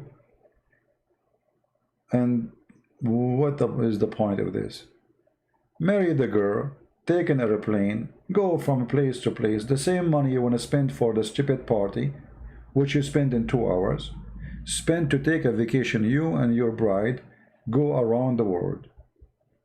Let us say maybe it's going to be enough, because some people, they spend a lot of money for those things. It might be enough even to go for 6 months around, you know. So be smart and live smart, or you die as a fool. People, they buy things, they spend things. You see, in my account in the quality of life, do you know why YouTube, they did not allow me to receive donation no more? Because I keep saying to people, don't buy those things. Don't spend. This doesn't work with YouTube.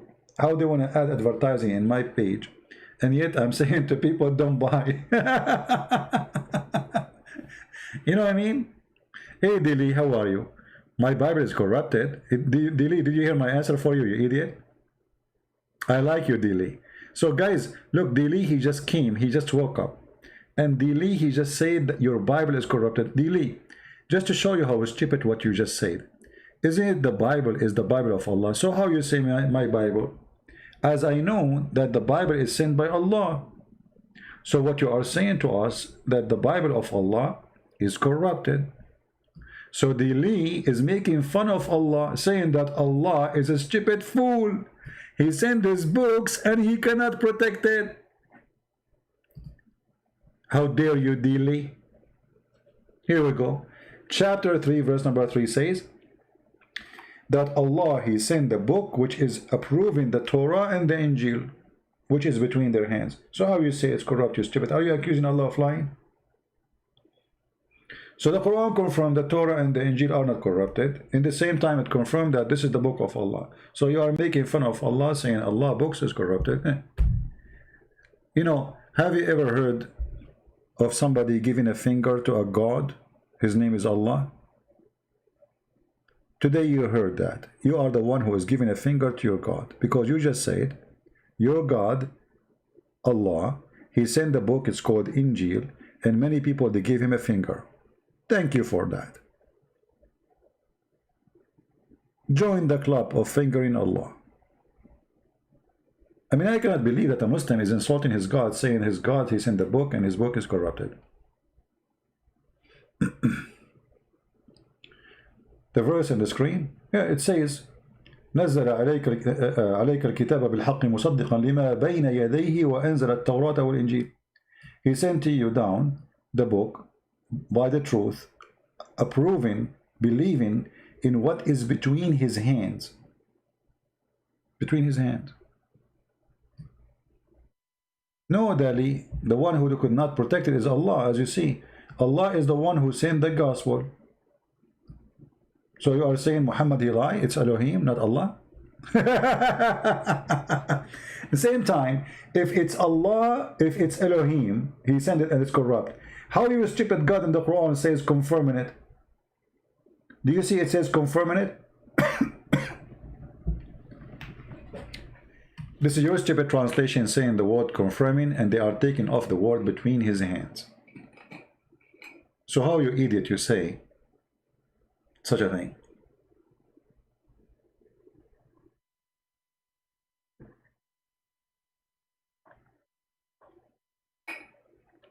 No, Dominique, I wasn't saying that. You get me wrong about books. I was talking about you as a child.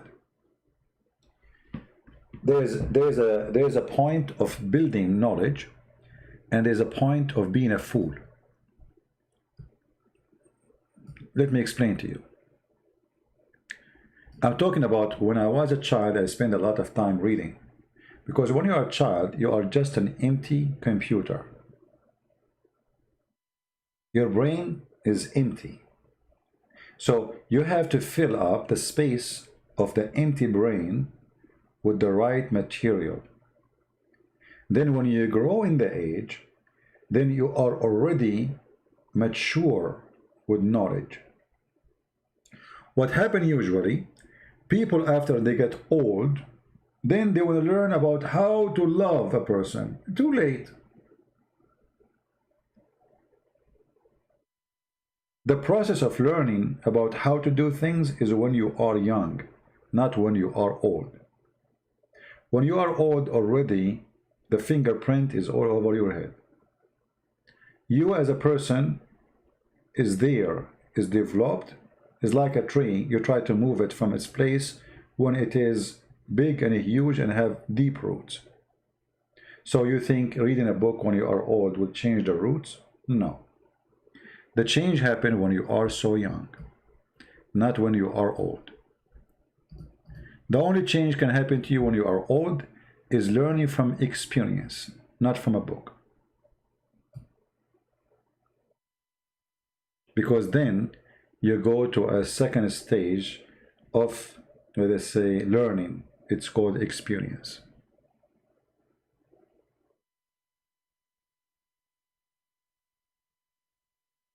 Okay, we have people here, they are just coming to insult.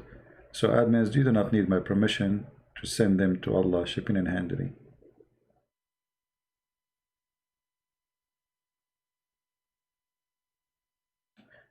No, the Muslim, they say Jesus, he died, so he cannot be God. But according to Islam, Jesus never died, so he must be God as in Islam.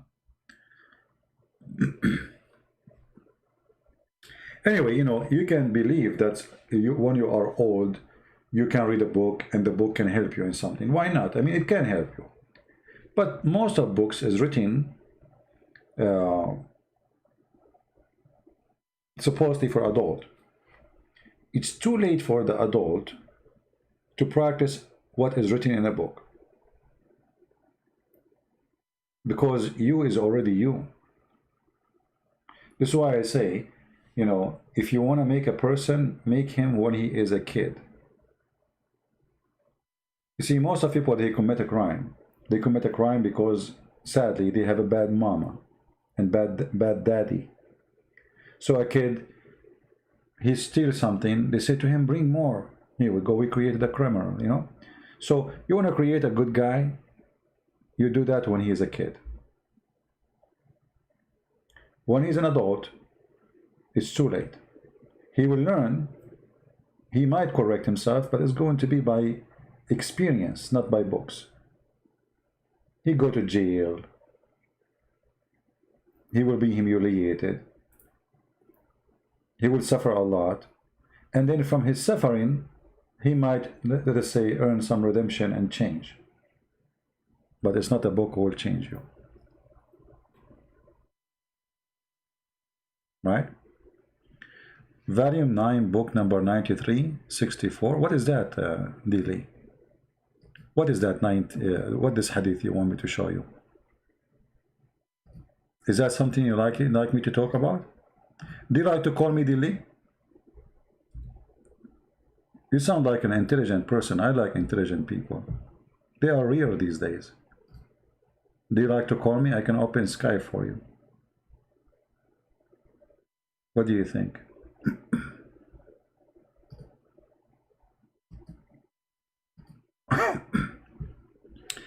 Hadith number 6114. Okay, let's see.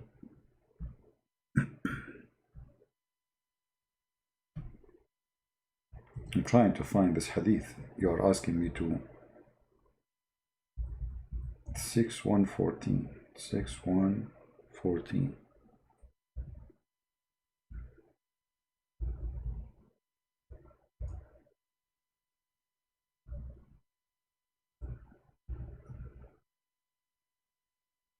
Well, I searched for it here. I don't know. Can you post? Can you tell me the hadith in Arabic,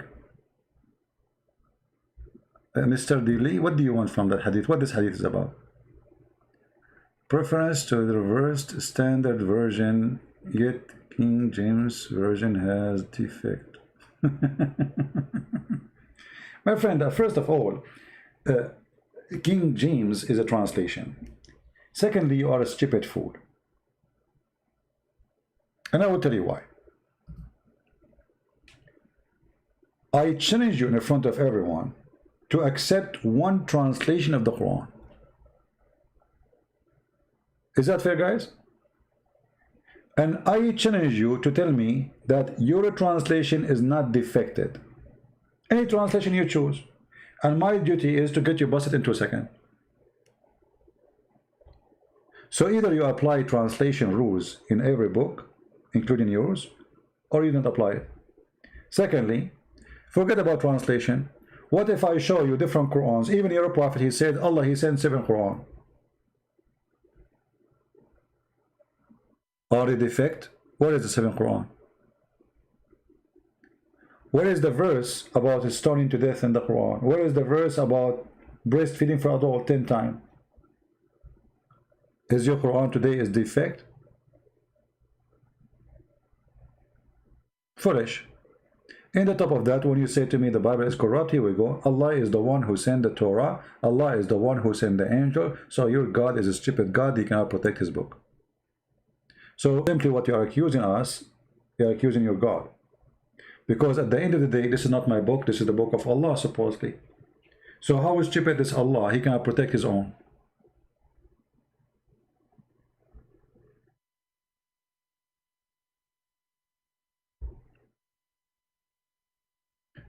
Just to show you the stupid Quran, the stupid La mubaddila li kalimatullah. Nobody can change the word of Allah. And then the Muslims, they say to us that no, you didn't change the word of Allah.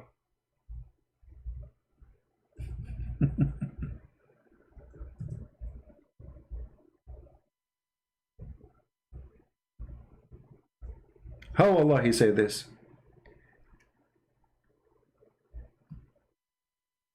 Look how many verse. Chapter 6, verse number 115. Chapter 6, verse number 34. Chapter 10, verse number 64. Chapter 18, verse number 27. All of them, they say, nobody can change the words of Allah. And you say to us, no, you Christians, you did change the word of Allah.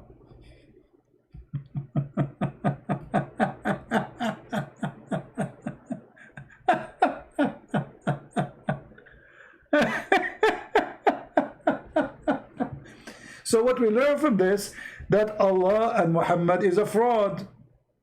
Because either nobody can change the word of Allah, or people, they can change the word of Allah. So which one we will believe? You or Allah?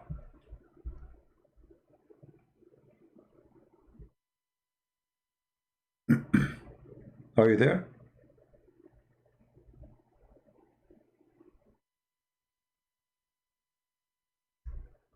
Are you dead, Dilly?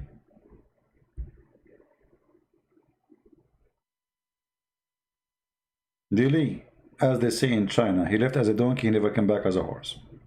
And I don't think they were talking about you. I think you are born as a donkey. Which means it's not metaphorical, it's literally about you.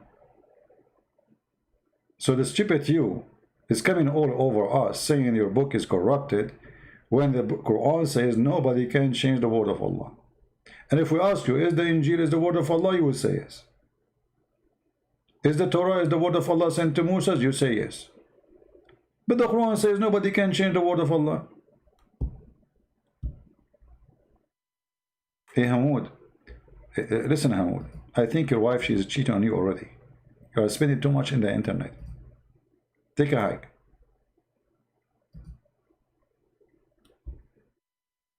You are like the Prophet Muhammad. He spent his life, cannot have kids. Why? Because he don't go to bed. He sleep under the bed.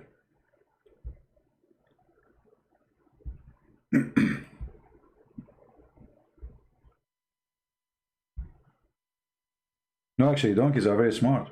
I don't know if I tell you the story before, right? once we went to the mountains, and there was, you know, we were a bunch of kids, teenage. So the villager, he said, how you will come back? You will get lost in your way. So he said, take the donkey with you. I said, what? He said, take the donkey. And when you want to decide to come, just let him loose and follow him. And guys, you believe it or not, we are going in the mountains. We have no idea how to come back. And this donkey, not only he took us home, he took us on a very short cut. Unbelievable.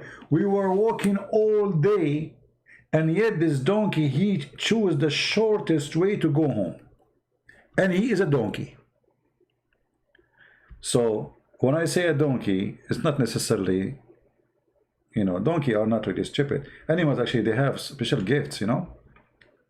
And this is an example. I mean, the villagers, he was sure. He said, just let the donkey go and follow him, whatever you are. Just let him go, you know. And the donkey took us home. Shortcut. Not only he took us home, he took us in a shortcut. Muhammad forbid the writing of a stoning verse in the Quran, abrogated in eternity. You see how stupid you are? How you can forbid a verse? It is in the Quran. How you can forbid writing Quran? If it's abrogated, how you can forbid writing it? And what the point if you are following it? Are you following the verse? Yes. So why you don't want to write it?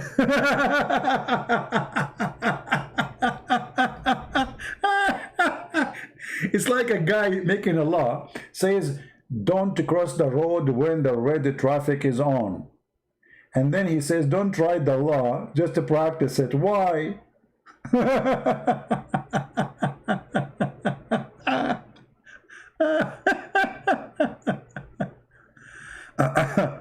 The verse says nobody can change the decree of Allah. No, you idiot. It says words. It's in the front of you.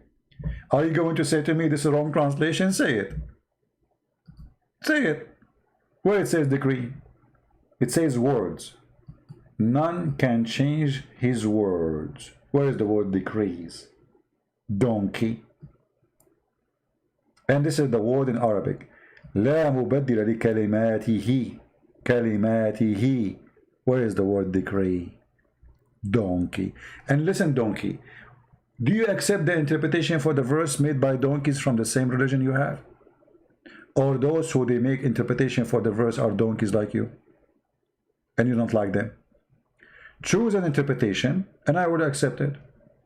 All of them, they say it's a word, not decree. However, as long as you mention decree, just to show you how stupid the decree of Allah.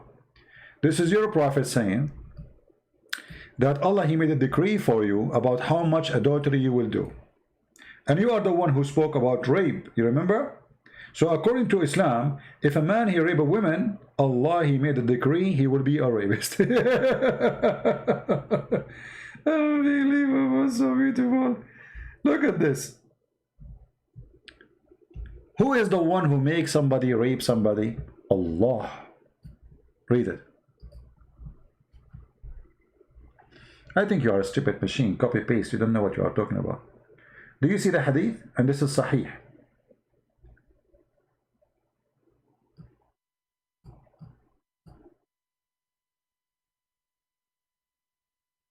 Let us see the hadith.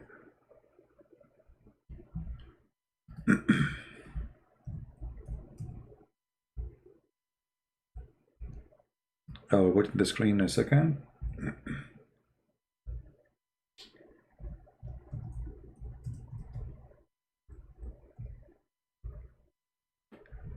Do you see the hadith? Aren't you the one who talk about rape? Based on this story here, your prophet saying a person he raped because Allah, he made a decree for him. And you are the one who said nobody can change the decree of Allah. So if Allah decides you will be a rapist, you are a rapist. Read carefully. Verily Allah has fixed the very portion of adultery which a man will indulge in, and which he of necessity must commit. Do you see it?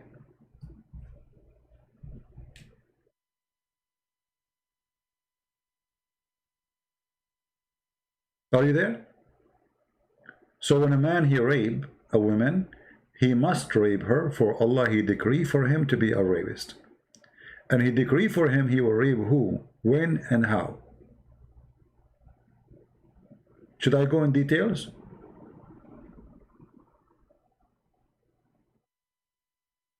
Coward.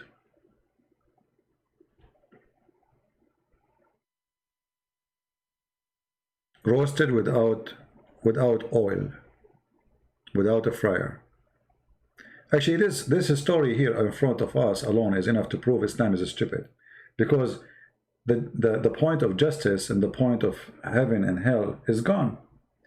Why I will be punished for a decree Allah forced me to do? You know what I mean? If Allah is the one who wrote for me a fixed portion of adultery, which it's a necessity to commit, why I will be punished for what is of a necessity I must commit? Have you ever heard of a stupid religion like this?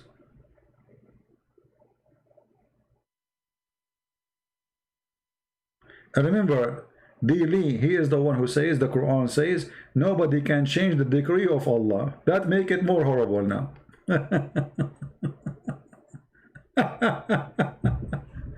Brother, sister, the decree of Allah is this guy was going to rape you, okay? You remember the women who called? Just go. Don't come here again, Dili. You are just a stupid kid. By the way, watch the beginning of the video. I spank you badly about the translation you posted. You are a donkey. There's a woman, she called the sheikh live on TV. Live on TV. And she said to him, I'm getting like, I don't know, she said 35 something or 30. And I did not get married yet, so I'm worried I will not be able to find a husband. The sheikh, he said to her, daughter, don't worry. The Prophet said, Maktubun ala kulla farjin ismu nakihihi.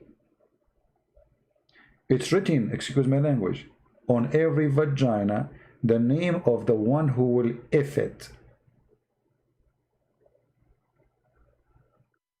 Live on air. For sure the women now, she felt more better, because here we go, Allah have decree. So nobody can change the decree. So if somebody will put it there, excuse my language, it means it's going to happen. It's written there. I'm sure now the woman, she went to the bathroom and she took a mirror with her, trying to find the name.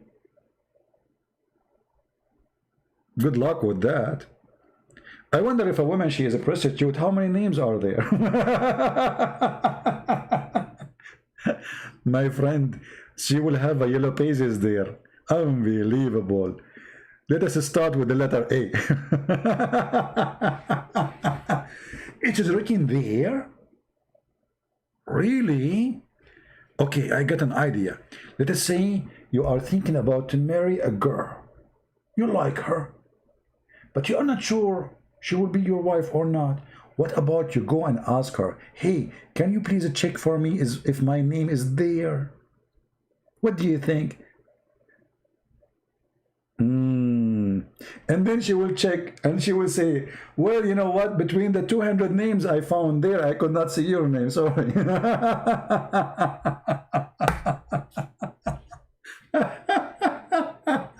What a stupid garbage religion. Unbelievable. Oh boy. Oh boy. Okay, I better stop. You guys, you hate me. Don't you hate me? How many of you hate me? Be honest. You know, I was away for 4 years, and I came, you know, my mom, she opened the door. She said, it's you? Me, you believe it? Mother, she see you after 4 years, and she did not get excited for seeing me? It's you? I said, yeah, Mom, it's me. Actually, she did not recognize me because I shaved my beard.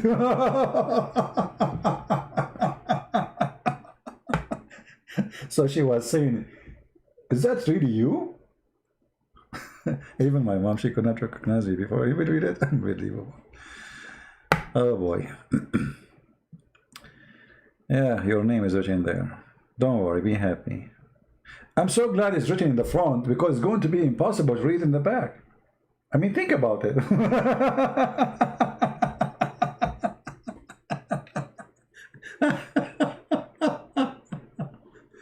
And by the way, when Muhammad said it's written there on your private part, the name of the men who will sleep with you. I mean, why Allah he wrote it there? It's just a question in my mind. I mean, why he did not write it, let us say, in your hand? I mean, there's many places in your body, you know, that you can put tattoo anywhere. Why there? I mean, what is the fun about it, you know?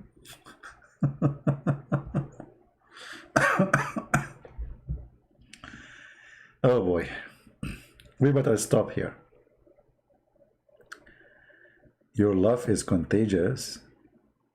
Oh boy, they will accuse me that I am behind COVID-19, like a Trump. Trump is behind the global warming. The fire in California is because of Trump.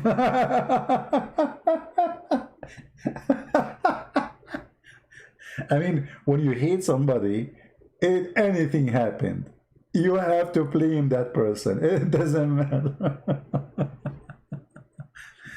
The global warming is because of the guy. He don't even smoke. What the global warming? What he did? What did Trump have to do with the global warming? If you want to understand the global warming, I can explain to you better than anyone, any scientist. The Prophet Muhammad, he explained it. It says that each time a Muslim he pray, Shaitan he fought. Now think about it. There's 1.4 billion Muslims, and they add some numbers to the numbers I gave. If every Muslim, Shaitan, when he hear the Muslim, he prays, Shaitan, he fought. Do you know how much that affect the global warming? So now we knew the reason of a global warming. Read with me. Prophet Muhammad said, when Shaitan hear the call to prayer, he turn his back. Look at the imagination. He don't fart right away. No. Stop. He turned his back. I mean, look at the comedy.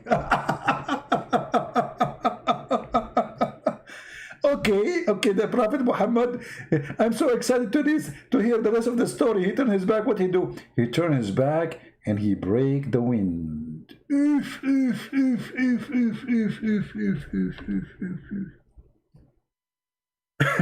Exactly, what is your name? Channel. The chicken is farting, but in this case it's a shaitan. So as not to hear the call of being made. This is a certain way of a protection, so that Satan will not hear the call of a prayer. So you can imagine how strong the fart. It have to be more strong than the speakers, because remember in the old days they used to have no electricity. Now they have big speakers in the Middle East. How big the fart of the shaitan will be? That is the reason behind the global warming. So if the liberals, they want to blame Trump, they are not being really scientifically accurate. Don't Joe Biden quote the prophet? Can he quote this prophet in the next election day? Imagine Joe Biden, he speak to the liberals. By the way, the liberals, whatever you say, nobody is listening. There's one thing for them. Trump is bad. That's it. Even if you give them a donkey like this guy, Joe Biden me. So imagine if Joe Biden me, he says, Prophet Muhammad. He said, come on, man.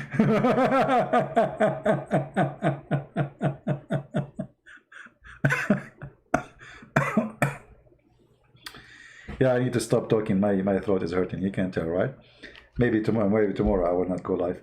But this is the problem. I say tomorrow I will go live. I will rest my chest from talking, and then in the morning I say, my man, I cannot miss it. I cannot miss this. Look at this break wind. I mean, you can't miss this. You wake up in the morning, the birds are singing, the trees are green, the cloud is so beautiful. What is missing in your life? Prophet Muhammad. So beautiful. You open the book, Sahih Muslim. When the Shaitan, he hears the call of the prayer, Shaitan, he start farting. So how beautiful. Now you make your coffee and you imagine the story. How beautiful your day is. You will spend your day thinking about how wonderful is Allah, who is the reason to burn the anus of Shaitan from farting, because the poor Shaitan, he have to keep farting non-stop. And that explains why the price of beans are increasing in USA. Shaitan is ordering Allah. He need beans.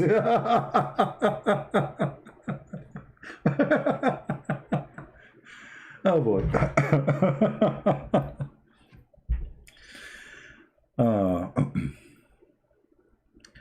We cannot live without you.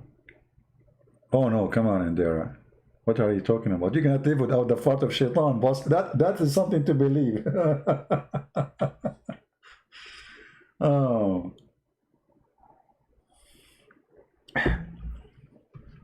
You know, once I was invited to a place, and there are a bunch of people, they start talking, claiming that they knew about Islam. The person who's with me said, please don't.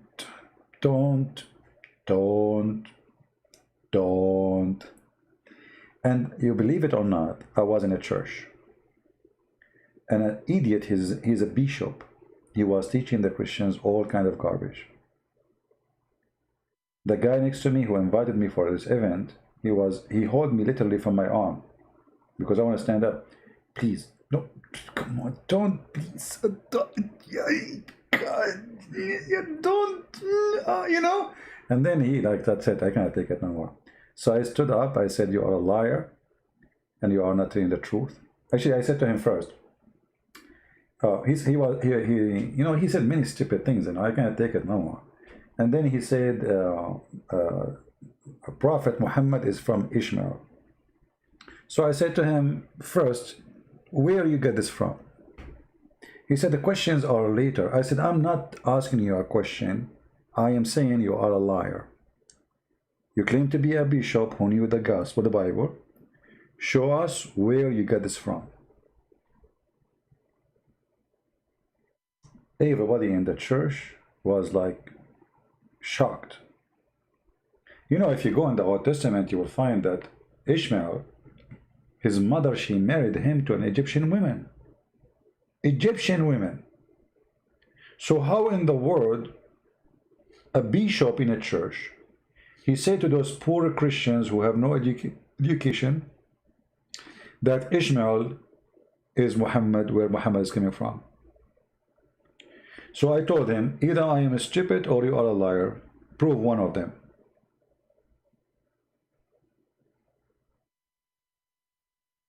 And you should see the guy next to me. He's holding me from my shirt. Sit down, act differently. Sit down, sit down. And then they escort me out of the church, which means literally I was kicked out. So what I did, you know, they can call the police for you. They are in charge of the church. You know, they can say trespassing. That's it. We don't want him here. So I went home and I printed all the papers I have in my printer, whatever paper I have. I know it's going to take some time before they finish. So I put some reference in a fast way in the papers, and I start printing, and then I print I don't know how many papers. I went to the front of the church. I found two kids. I told them I will give you $5 now and $5 later. Each one come out from the church, you give him a paper. And I got him busted with no mercy, you know. Yeah, he's a coward, he's a liar, you know. This is why it's not necessarily going to a church will make you listening to the truth. There's many deceivers, there's many liars, there's many corrupt people there. So you have to examine the person.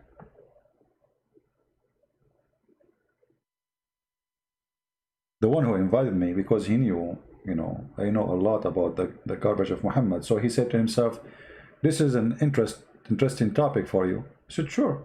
They will talk about Muhammad and church. That's wonderful. Let us see. But I could not take it when they start, you know, teaching false information. Why Adam is not handicapped when Allah created him in his image? Good one. You have a strong imagination, by the way. I'm going to hire you to work with my team as Zakir Naik assistant. Brother sister, then the person is being Muslim friend, and he see a lot of light, and I'm going to get him butted. You know, those Muslims, when somebody defends Islam, doesn't matter what he say, they support him. But in the same time, we as a Christians, if we hear that somebody have a PhD, or somebody is a bishop, or somebody is a priest, we take it automatically that he is a person, he knew what he's talking about, and he is decent. Never do that. The Lord in the Bible, you know, warn you about false teachers. The Bible says clearly that from us, from the believers, false people will come and preach different gospel. So be careful, my friend. Yeah, I better stop talking too much.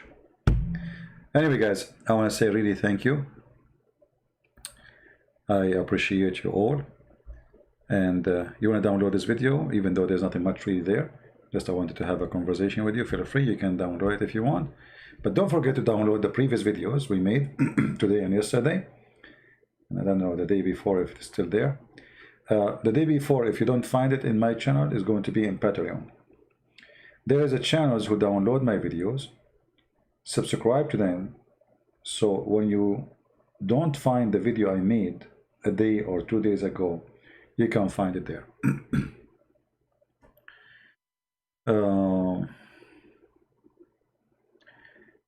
You're welcome, my friend. Happy birthday. What birthday? I don't know what day I was born. You know, let me tell you, when my grandfather, he registered his kids, he went to the officer and he asked him how old the first one. So he put his hand like this, like let us say 5 foot. And he said the second one, he said like this. And the third one, like this.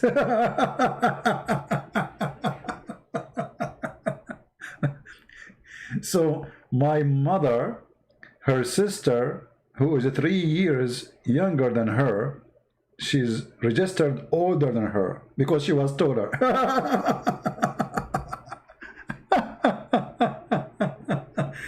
Oh boy, old days are wonderful, aren't they?